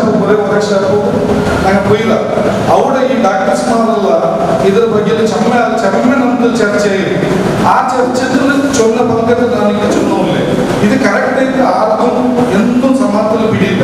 പിടിയിട്ടില്ല ഇവർക്ക് മറന്നാക്കാത്ത ഇത് എങ്ങനെ കൊണ്ടിട്ട് പിടിയിട്ടില്ല എങ്ങനെ ഇത് വൈറസ് ഇത് എത്ര നാളിക്ക് ചാവുക ನನಗಿವತ್ತು ಟೋಟಲ್ ಜಾಗ್ರತೆ ಆಗ್ತಾರೆ ಪಡಿ ಇವಾಗ ನಗರದೊಟ್ಟಿಗೆ ಗೊತ್ತಿಲ್ಲ ಫೈಟ್ ಆಗಿ ಇನ್ನೂ 100 ನಗರ ಚೊಂದು 100 ಬೇರೆ ಮಾಡಿ പിന്നെ ನಗರ ಬೇರೆ ಮೈಂಡು ಬೆಳಗಾಕಿ ಬರೋದು ನಾನು ಎಲ್ಲರದ್ದು ಇದೆಲ್ಲ ಬೆಂದು ಲಾಟ್ ಮಾಡ್ಬೋದು ನನ್ನ ನಂಬರ ನಿಕ್ಕಿದ್ದಾರೆ 100 അങ്ങനെ ഏതൊക്കെ ലാಟ್ ಮಾಡಿ ಚೊಂದು ಮುಟ್ಟೆ ಮಾಡೋದು ಅದೆಲ್ಲ ಪಾಸಿಟಿವ್ ആണ് ನಾನು ನೆಗೆಟಿವ್ ನಿಕ್ಕಿದೆ ಚೊಂದು ഇങ്ങനെ നിൽക്കുന്നത് മായത്തിലുള്ള ആറും പ്ലീസ് ಚಂದ ವಾಟ್ಸಪ್ ಮುಂದೆ ಹೋಗುತ್ತಾರೆ ಇದೆಲ್ಲ ಬೆದ್ದಗೆ ಹಾಕಿದ್ರೆ ಇದು ಮುಸ್ಲಿಮಿಗೆ ಬಂದು ಸಿಕ್ಕಿ ಇದು NRC ಬದಲಿಗೆ ಹಾಕಿ ಇದು ಒತ್ತೊಂದರ ಅಭಿಪ್ರಾಯಗಳು അങ്ങനെയുള്ള മുണ്ടണ്ട ಗೊತ್ತಿಲ್ಲ ನಂಗೆ ಎಂದೂ ಮುಂಡಂಟ ಪ್ಲೀಸ್ ನಂಗೆ ಅದ್ರ ಬಗ್ಗೆ ಎಂದ್ರೆ ಮಾಹಿತಿ ಉಂಟು ಪಕ್ಕ ಬಿಡಿಂಡು ಕರೆಕ್ಟ್ ನಾವು ಅದರ ಬೇರೆಯವರು ಸೈಂಟಿಸ್ಟ್ ಅದರ ಬಗ್ಗೆ ನಾಲೆಜ್ ಇದ್ದಲ್ಲ ಎತ್ತರ ಮೇಲೆ ಆದಿಮಾನವಲ್ಲ ಎಂದೂ ಮುಂಡಿಲ್ಲ ಎತ್ತರ ಮೇಲೆ ಡಾಕ್ಟರ್ಮಾರಿಗೆ ಪಾಸಿಟಿವ್ ಬಂದರು ಎತ್ತರವಾದ ಮಚ್ಚ ಡಾಕ್ಟರ್ಸ್ ಈಗ ಪೊಲೀಸ್ ಇಲಾಖೆಯಲ್ಲಿ ಉಳ್ಳಾಲ ಪೊಲೀಸ್ ಸ್ಟೇಷನ್ 8-10 ಪೊಲೀಸರಿಗೆ ಪಾಸಿಟಿವ್ ಬಂದರು ಅದು ಏನು ಮುಸ್ಲಿಂ ಅಲ್ಲ ಅದೇ ಬಂದರಲ್ಲಿ ACP ಬಂದರು ಚಮ್ಮ ಅವಮಾನಕ್ಕೆ ಬಂದರು ನನಗೆ ಎತ್ತರನ ಆದ ಚಕ್ಕಾಕಿ ನಗ ಕೂಡವೇ ಚಕ್ಕಾಕಿ ಉಳ್ಳ ಇದು ಏರಿಯಾ ನಗ ಉಳ್ಳಲ್ಲ ಮುಸ್ಲಿಮ್ಸ್ ಏರಿಯಾ ಮುಸ್ಲಿಮ್ಸ್ ಎಷ್ಟು ಪಾಸಿಟಿವ್ ಬಂದು ನಾವು ಬಂದ್ರೆ ಇದು ಬೆಂದಿಗೆ ಹಾಕ್ರಮ್ಮ ಚೆಲ್ಲಲ್ಲ ಕೇಕ್ರ ಚೆಲ್ಲ ಮಾಡ್ಸೋದು ಟೆಸ್ಟ್ ಹಾಕಲ್ಲ ಕುಟುಂಬ ಟೆಸ್ಟ್ ಹಾಕಿ ಅಂಕೆಂದು ಲಾಸ್ ಇಲ್ಲ ಆಗ ಮನುಷ್ಯ ಇರ್ತಿರೋದು ಅಂಕೆ ಲಾಸ್ ನನ್ನ ಫ್ಯಾಮಿಲಿ ಲಾಸ್ ನಂಗೆ ಟೆಸ್ಟ್ ಹಾಕಿರೋದ್ರಲ್ಲಿ ಒಂದು ಪ್ರಾಬ್ಲಮ್ ಇಲ್ಲ പിന്നെ ടെസ്റ്റിംഗ് റിപ്പോർട്ടിന് സമയമില്ല സമയമുണ്ട് ഇത് ചൊല്ലണോ ആ ചൊല്ലണോ അവൻ നോളജ് ഇല്ലെങ്കിൽ ചൊല്ല ടെസ്റ്റ് സമയമില്ല എന്ത് പിടിയില്ലാത്തവണോ ടെസ്റ്റ് സമയമില്ല ഒരുപാട് കാതൽ പേച്ചുള്ളവർ നമുക്ക് മുട്ടിൽ ವಾಯ್ಸ್ ಮೆಸೇಜ್ ಇಟ್ಟರು ಬರಬರ ವಾಯ್ಸ್ ಮೆಸೇಜ್ ಇದಾರ ನಂಬಿಲ್ಲ ಆ ಹಾಕಂಡ ಇದು ಬೆದ್ದಿಗೆ ಪೋರ್ಚೇರಿ ಡೋಂಗಿ ಇದೆಲ್ಲ ಬೆದ್ದಿಗೆ ಕಾಂಗ್ರೆಸ್ ಕಮಿಷನ್ ಹಾಕ್ಬಿಟ್ರೆ ಎಂತೆಲ್ಲ ಅಪವಾದ ಇಟ್ಟಾರೆ ಈ ಅಪವಾದ ಇಟ್ಟ ಆಳು ಅಂಡ್ അങ്ങനെ അപ്പോ ടെസ്റ്റ് ആക്കി ഗവൺമെന്റോട് പഞ്ചായത്ത് കൊടുത്തു അതിൽ പോസിറ്റീവ് വന്നു ആ മനുഷ്യനെ നക്കിയ പോണാക്കി ചൊല്ലു നിങ്ങൾക്ക് കഥർപ്പായിട്ട് ചൊല്ലു ഞങ്ങൾ അബ്ബർ നല്ല ട്രീറ്റ്മെന്റ് ആക്കും ചൊന്നത് ഇത് ഹക്ക് വിഷയ ഇങ്ങനെ ಅಂಕಂತ ಬರ್ಬೋದು ನಂಗ ಮುಂದೆ ತೆಗಿರೋದು ಇಪ್ಪ ಬೇರೆ ಬರ್ಬೋದು ನಂಗೆ ಎಂದ್ರೆ ಅಡ್ವೈಸ್ಮೆಂಟ್ ಯಾಕ ನಿಮ್ಗೆ ಪಾಸಿಟಿವ್ ನಂಗೆ ಚೊಲ್ಲ ಆಯುರ್ವೇದಿಕ್ ಮರ್ತಿಡ್ಬೋವ ನೀ ಇದ್ರದ್ದು ಹಾಕಂಡ ನನ್ನ ಗಿಡ ಬಂದ ಸತ್ತಿಗೆ ನಾ ಆಯುರ್ವೇದಿಕ್ ಕೊಟ್ಟಿಲ್ಲ ಡೈರೆಕ್ಟ್ ಮರ್ತಿಗೆ போனேன் ഇങ്ങനെ ഇരിക്കുന്നു പരിസ്ഥിതി അവനൊന്നും പറഞ്ഞത് അത് ഭയങ്കര അവൻ നഗ ആയിരുന്നത് ഇതില് പേടിക്കണ്ട പേടിച്ചിട്ട് ഇതിൽ ചമ്മ പേടിച്ച് സൂസൈഡ് ಆಗ್ತಾರೆ പേടിച്ചിട്ട് ആളെ എവിടെ ಆಗ್ತಾರೆ ഇപ്പൊ മുന്നോട്ടൊരു വീഡിയോ ഇരിക്കും ദേവകെട്ടുള്ള ഒരു അബ്ബർ 3 ಮಂತ್ ಪತ್ತಿ ಇರಗಿಕೊಂಡು ಪಾಸಿಟಿವ್ ಉಂಟು ಚೊತ್ತು ಆ ಟೈಪ್ ಕಂಡೀಷನ್ಸ್ ಎಲ್ಲ ಬರ್ಕೊಂಡಿಲ್ಲ ಮರ್ಕಿನ ಲಾಸಿ ಹೆಂಗ ಮರ್ಕಿಲ್ಲ ನಂಗ ಆತ್ಮಸಾಕ್ಷಿತ ಅಭಾವ പേടിച്ചിട്ട് എപ്പോൾ ഞങ്ങൾ ആയിസ്ഥിരം ഉണ്ട് നിങ്ങൾ ഗൂഗിളിൽ നിശ്ചയമോ അണ്ടത് ആയിസ്ഥിരം പഠിച്ചോളൊക്കെ ഡേറ്റ് വെച്ചത് പേടിക്കൊക്കെ ಜಾಗೃತ ಬೇರೆ പേടി ಬೇರೆ ಜಾಗೃತ ಆಗ್ತದೆ ನಂಗೆ ಜಾಗೃತ പേടി ಬೇರೆ പേടി ಚೊಂದು ಜಾಗೃತ ಆಗಿ ಇದು ನಂಗೆ ನಂಗೂ ಬಂದು ഞങ്ങൾ പെണ്ണിയെ മക്കളും ഉമ്മാവുക ഫാമിലിക്ക് ಬಂದು വലിയ തുണി വേണം അകലുണ്ട് മയ്യ തീരಬೇಕು ഇങ്ങനെ വെച്ചിട്ട് 5-3 നാൾ നിങ്ങൾക്ക് 5-3 നാൾ നിങ്ങൾക്ക് മയത്തെ കീഴിലിരിക്കരുത്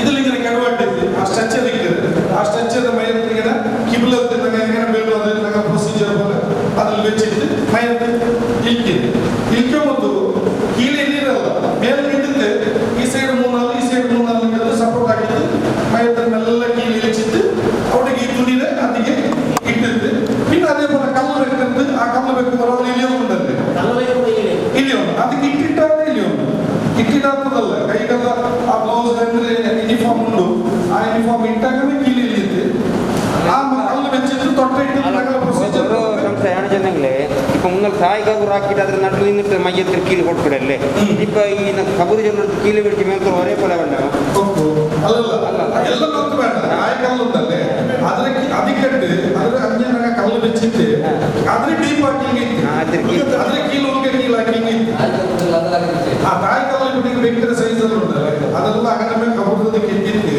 ನಂಗೆ ಮೇಲೆ ಕಲ್ಲು ಬೇಕಿರಲ್ಲ ಅದ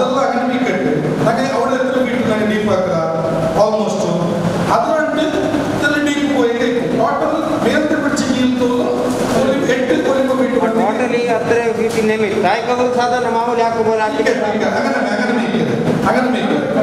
പ്ലാസ്റ്റിക് ഇട്ടിട്ട് മണ്ണിട്ട് താഴെ മേലെ നാങ്ക പൊയ്യ ഇടുന്നല്ലേ അപ്പൊ കുറേ സിമെന്റ് മേലെ ഇടും അങ്ങനെ റൂൾസ് ആക്ച്വലി ഞങ്ങൾ ഇങ്ങനെ നായ നോക്കുന്നത് ചോദിക്കും കായ്കള്ള ഇട്ടിട്ട് ഞങ്ങൾ കല്ല് വെച്ചിട്ട് നായ കൊടുത്ത് പിരി വെക്കുന്ന സാധ്യത അത്ര തോർത്ത കല്ലത് അത് അങ്ങനെ പ്രൊസീജിയർ ಗೈಡ್ ಲೈನ್ ಪ್ರಕಾರ ಹಂಗೆ ಅದು ಮೇಲೆ ಕಾಂಕ್ರೀಟ್ ಇಡೋನು ಜೆಲ್ ಇಡೋದು ಇಟ್ಟಿങ്ങനെ ಸಿಮೆಂಟ್ ಇಡೋನು ಚೋರು ನಂಗೆ അങ്ങനെ ಇಟ್ಟಿದ್ದು ಹಂಗದ ಪ್ರೊಸೀಜಿಯರ್ ಅದು ನಂಗೆ ಹಾಕಿ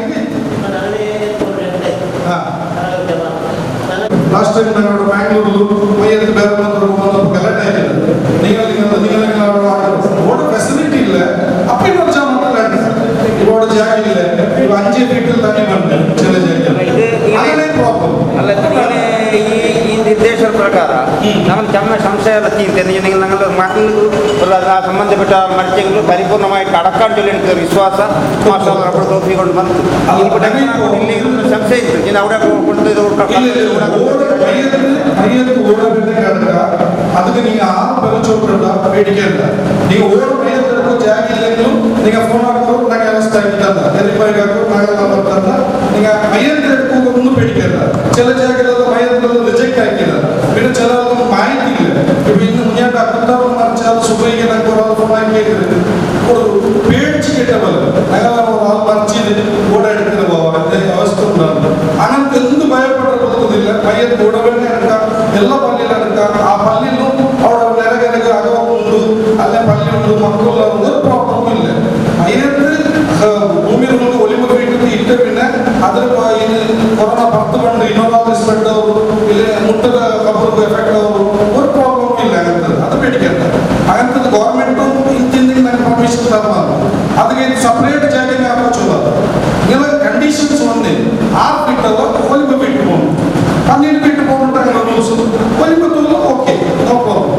ನೀವು ಮೈಯತ್ತು ಆ ಮರ್ಚಂಗೆ ಒಂದು ಟೆನ್ಷನ್ ಹಾಕಂಡ ಅಪ್ಪಗೆ ನೀವು ಹಾಸ್ಪಿಟಲ್ ಹೋಯ್ತು ಪಕ್ಕ ಬಂದಿದ್ದೀಯ ಹಾಸ್ಪಿಟಲ್ ಯಾರಪ್ಪ ಮರ್ಚಂಗೆ ಅದರ ಡಾಕ್ಟರ್ ಬಿಟ್ಟು ನೀವು ಕನ್ಸಲ್ಟ್ ಆகும் ಇದರಂದ್ರೆ ಕಾಸು ಕಟ್ಟೋಗುಂಡ ചില ജെൻഡർ ടൈപ്പിക്ക് ഒന്നൊന്നും ഗവൺമെന്റ് ഫ്രീ ഉണ്ട് ഇങ്ങനെയുള്ള ഇതെല്ലാം കണ്ടീഷൻ പ്രകാരം അത് ഗവൺമെന്റ് അങ്ങനെ അമൗണ്ട് കൊടുക്കും ഹോസ്പിറ്റലിൽ നിന്ന് ಒಂದು ಪ್ರೈವೇಟ್ ನಾವು ಕೂಡ ಹೋಯ್ತು ಮರ್ಚಂಗಿಲ್ಲ അല്ലെങ്കിൽ ചില ಜಾಗದಲ್ಲಿ നിങ്ങൾക്ക് ಆಧಾರ್ ಕಾರ್ಡ್ ಅದಕ್ಕೆ ಸಂಬಂಧಪಟ್ಟ ಎಲ್ಲ ಡಾಕ್ಯುಮೆಂಟ್ ಇಲ್ಲ ಕಾಸು ಕಟ್ಟೋಗಿತ್ತು ಆ ಕಾಸು ಕಟ್ಟಿದ್ದು ಮೈಯತ್ತು ಕ್ಲಿಯರ್ ಆಗಿ ನಂಗೆ ಹಾಸ್ಪಿಟಲ್ ನಂಗೆ ಕಂಡಿದ್ದೀವಿ ಅದ್ರ ಮೇಲೆ ಗೌರ್ಮೆಂಟ್ ಇಲಾಖೆ ಬಂದು ಅದನ್ನ ನಾವು ಮೈಯತ್ತು ಮೋಚಲ್ ಬೇಕಾದ್ರೆ ನಂಗೆ ಸೈನ್ ಇಟ್ಟು ಬಂದು ಗೌರ್ಮೆಂಟ್ ಹ್ಯಾಂಡ್ ಓವರ್ ಆಗ್ತದೆ ಹಣ ಬಂತು ಆಪೋಸಿಷನ್ ನೋಡ್ಕೊಳ್ಳೋದು ಹಣ ಫೈಲ್ ಎಲ್ಲ ಇರ್ತಿದ್ವಿ ನಂಗೆ ಓಡ ಬಂದ ಸ್ಪಾಟ್ ಮಾಚಲ ನಂಗೆ ಓಡ ಮೈಯತ್ತು ನಂಗೆ ಕಾಟಿಗೆ ಅದು ಎಲ್ಲಿ ಇದ್ರಲ್ಲ ಅದು ಬಂದು ಗೈಡ್ ಲೈನ್ ಹಾಕಿದ್ರು ಹಿಂಗೆ ಗಾಡಿ ಓಡಬಂಡೆ ಗಾಡಿ ಚೆಕ್ ಆಗ್ತದೆ ಬಂಡ ಜಾಗ ನೋಡ್ಕೊಳ್ಳೋದು ಎಲ್ಲ ನೋಡ್ತಿದ್ದೆಲ್ಲ ಸಮಯ ಇಲ್ಲ ಚೂರು ಇದು ಸಮ ಹಾಕೋದು ಹುಲ್ಲು ಚೆತ್ತೋದು ಹಿಂಗೆ ಇದು ಕ್ಲೀನ್ ಹಾಕೋದು ಗಾಡಿ ವೆಹಿಕಲ್ ಬಂದ್ರೆ ತೊಂದರೆ ಇಲ್ಲ ದೂರ ಬೇಕು ಹೆಚ್ಚಿದ್ದು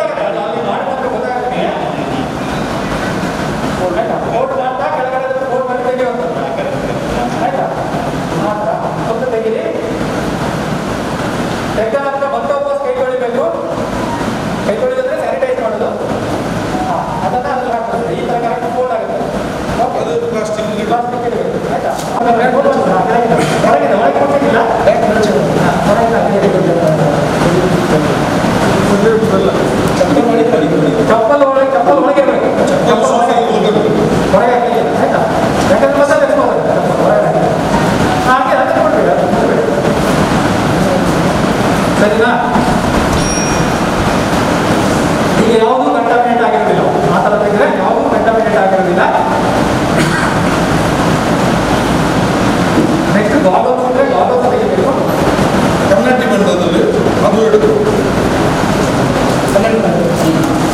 ಕಿತ್ತಲ್ ಬರ್ತದೆ. ಆ್ಯಕ್ಚುಲಿ 2 ಪ್ಯಾಕ್ ಗಾಗಲ್ಸ್ ಬೇಕಿತ್ತು. ಒಂದೇ ಪ್ಯಾಕ್ ಬಂದಿದ್ರು ಕಿತ್ತಲ್ ಒಂದೇ ಬರುತ್ತೆ. ನಾವು ಹಾಸ್ಪಿಟಲ್ 2 ಪ್ಯಾಕ್ ಫಸ್ಟಿಗೆ ಒಂದ್ಸಲ ಆಗ್ತದೆ. ಅದನ್ನು ತೆಗೀರಿ. ಇನ್ಸೈಡ್ ಔಟ್ ಆ ಥರ ತೆಗೀರಿ. ಅರ್ಧ ತೆಗೀರಿ, ಆಮೇಲೆ ಇದನ್ನು ತೆಗೀರಿ. ಈಗ ತೆಗೀರಿ. ಅರ್ಧ ತೆಗೆದು ಹೊರಗೆ ತೆಗೀರಿ. ಇದನ್ನು ತೆಗೀರಿ. ಅರ್ಧ ತೆಗೆದು ಮತ್ತೆ ಇದನ್ನು 2 ಜೊತೆಗೆ ತೆಗೀರಿ. ಹೌದು ತೆಗೀರಿ. ಸರಿ, ಇವಾಗ ಮತ್ತೆ ಕೈ ತೊಳಿಬೇಕು. ಸ್ಯಾನಿಟೈಸರ್ ಹಾಕುವಂಥದ್ದು. ಆಮೇಲೆ ಮಾಸ್ಕ್ ತೆಗಿಬೇಕು. ಮಾಸ್ಕ್ ತೆಗಿಬೇಕು. ಇನ್ನೊಂದು ಮಾಸ್ಕ್ ಹಾಕೋಬೇಕು. ಕೈ ತೊಳ್ಕೊಂಡು ಇನ್ನೊಂದು ಮಾಸ್ಕ್ ಹಾಕಬೇಕು. ಅವಾಗ ಒಂದು ಮಾಸ್ಕ್ ರೆಡಿ ಇರಬೇಕು. ಬೇರೆ ಯಾರು ಹೋಗಿರ್ತಾರೆ ಹೊರಗೆ. ನಮ್ಮ ತಿಂಗಳು ಯಾರು ಇರ್ತಾರಲ್ಲ ಇನ್ನೊಂದು ಮಾಸ್ಕ್ ಹಾಕಬೇಕು. ಮೈಯತ್ತಿಗೆ ಎಂದ್ರೆಲ್ಲ ಉಂಟು, ಅದೆಲ್ಲ ಎಡ್ತೀರಿ ಏದು ಯೂಸ್ ಹಾಕೋದಿಲ್ಲ. ನಾನು ಸ್ವಂತ ಮಾಸ್ಕ್ ಮಾಡಿದ್ರೆ ಎಲ್ಲ ಎಡ್ತದೆ. ಡೌಟ್ ಬೇಕಿದ್ರೆ ಬೇಡ, ಅದೆಲ್ಲ ಎಡ್ತೀವಿ. ಅದನ್ನು ಹಾಕಿ ಪ್ಲಾಸ್ಟಿಕಲ್ಲಿ ಹಾಕಿ, ಎಲ್ಲೋ ಕಲರ್ ಪ್ಲಾಸ್ಟಿಕ್ ಇರುತ್ತೆ ಇಲ್ಲದೆ ಇಲ್ಲ ಯಾವುದೋ ಒಂದು ಕಲರ್ ಪ್ಲಾಸ್ಟಿಕ್ ಅದರಲ್ಲಿ ಇರ್ತದೆ. ಅದರಲ್ಲಿ ಹಾಕಿ ಆಂಬ್ಯುಲೆನ್ಸ್ನವ್ರಿಗೆ ಕೊಡಿ. ಇವಾಗ ಆಂಬ್ಯುಲೆನ್ಸ್ ಹೋಗ್ತಾ ಬಂದಿದ್ರೆ ನೀವು ಹತ್ತಿರದ ಆಸ್ಪತ್ರೆ, ಯಾವುದೇ ಆಸ್ಪತ್ರೆ ತಗೋತಾರೆ. ಯಾಕಂದ್ರೆ ಕೋವಿಡ್ ಸ್ಟಿಕ್ಕರ್ ಮಾಡಿ ತಗೋತಾರೆ ಆಯ್ತಾ? ಬಟ್ ಅಲ್ಲೇ ಬಿಸಾಡಿ ಬರಲಿಕ್ಕಿಲ್ಲ. ದಯವಿಟ್ಟು ಅದನ್ನು ತಪ್ಪು ಮಾಡಬೇಡಿ. ಆವಾಗಲೇ ತುಂಬ ಕಡೆ ಟಿವಿಯಲ್ಲಿ ಬಂದಿದೆ ಬಿಸಾಡಿದ್ದು. ಇಲ್ಲೇ ಪಕ್ಕದಲ್ಲಿ ಎಲ್ಲ ಹೋಗ್ತಾರೆ, ನದಿಯಲ್ಲಿ ಯಾವುದೇ ನೀರನ್ನು ನೋಡ್ತೀರ. ಅವ್ರಿಗೆ ಮನೆಯಲ್ಲಿ ಅವ್ರಿಗೆ ಮನೆಯಲ್ಲಿ ನಾರ್ಮಲ್ ಸ್ನಾನ ಮಾಡ್ಬೋದು, ಸ್ಯಾನಿಟೈಸರ್ ಸ್ನಾನ ಮಾಡಬೇಕು. ನಾರ್ಮಲ್ ಸ್ನಾನ ಸ್ಟೆರಿಲೈಸರಲ್ಲಿ ಸ್ನಾನ ಮಾಡಲಿಕ್ಕಿಲ್ಲ. ಸ್ಟೆರಿಲೈಸರಲ್ಲಿ ಯಾರು ಬಟ್ಟೆ ಬರ್ತಾರೆ ಸರ್. ಈಗ ಅವ್ರು ತೆಗಿ ಬಟ್ಟೆ ವಾಶ್ ಬಟ್ಟೆ ಮನೇಲಿ ಹೋದ ಕೂಡಲೇ ಸಾಧ್ಯ ಆದರೆ ಮನೇಲಿ ಹೋಗೋದಿಲ್ಲ. ಯಾರ ಕೂಡಲೇ ಯಾರ ಹತ್ರನೂ ಜಾಸ್ತಿ ಮಾತಾಡ್ಲಿಕ್ಕಿಲ್ಲ. ಸೀದಾ ಬಾತ್ರೂಮ್ ಹೋಗೋದು.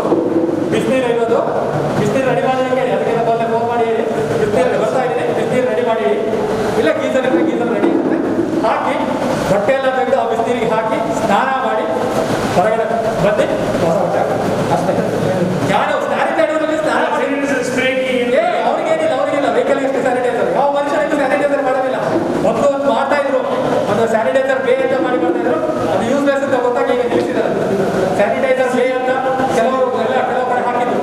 ಅದರ ಮಾರ್ಕೆಟ್ಗೆ ಹೋಗ್ಬೇಕಾದ್ರೆ ಅದರ ಒಳಗೆ ಹೋಗೋದು ಅದೆಲ್ಲ ಈಗ ನಿಲ್ಲಿಸಿದ್ದಾರೆ. ಯಾಕಂದ್ರೆ ಅದು ಯೂಸ್ಲೆಸ್. ತಾಲೂಕು ಪಂಚಾಯತ್ ಅಧ್ಯಕ್ಷರು ಮಹಮ್ಮದ್ ಮೋನ್ ಪಾವೂರು, ಜಿಲ್ಲಾ ಪಂಚಾಯತ್ ಮಾಜಿ ಸದಸ್ಯರು NS ಕರೀಂ, ಉಳ್ಳಾಲ ಬ್ಲಾಕ್ ಕಾಂಗ್ರೆಸ್ ಅಧ್ಯಕ್ಷರು ಸಂತೋಷ್ ಕುಮಾರ್ ಶೆಟ್ಟಿ, ಎಂಚಿತಿ ಪ್ರಮುಖರು ಕಾರ್ಯಕ್ರಮದ ಮುತಾಲಿಕೆಡಿತ್ತೇರು. ಉಳ್ಳಾಲ ಬ್ಲಾಕ್ ಕಾಂಗ್ರೆಸ್ ಅಲ್ಪಸಂಖ್ಯಾತ ಘಟಕದ ಅಧ್ಯಕ್ಷರು ಆಲ್ವಿನ್ ಡಿಸೋಜಾ ಸಭೆ ಎದ್ಕೊಂಡು ಪ್ರಸ್ತಾವನೆದ ಪಾತೆರ ಪಂಡೇರು.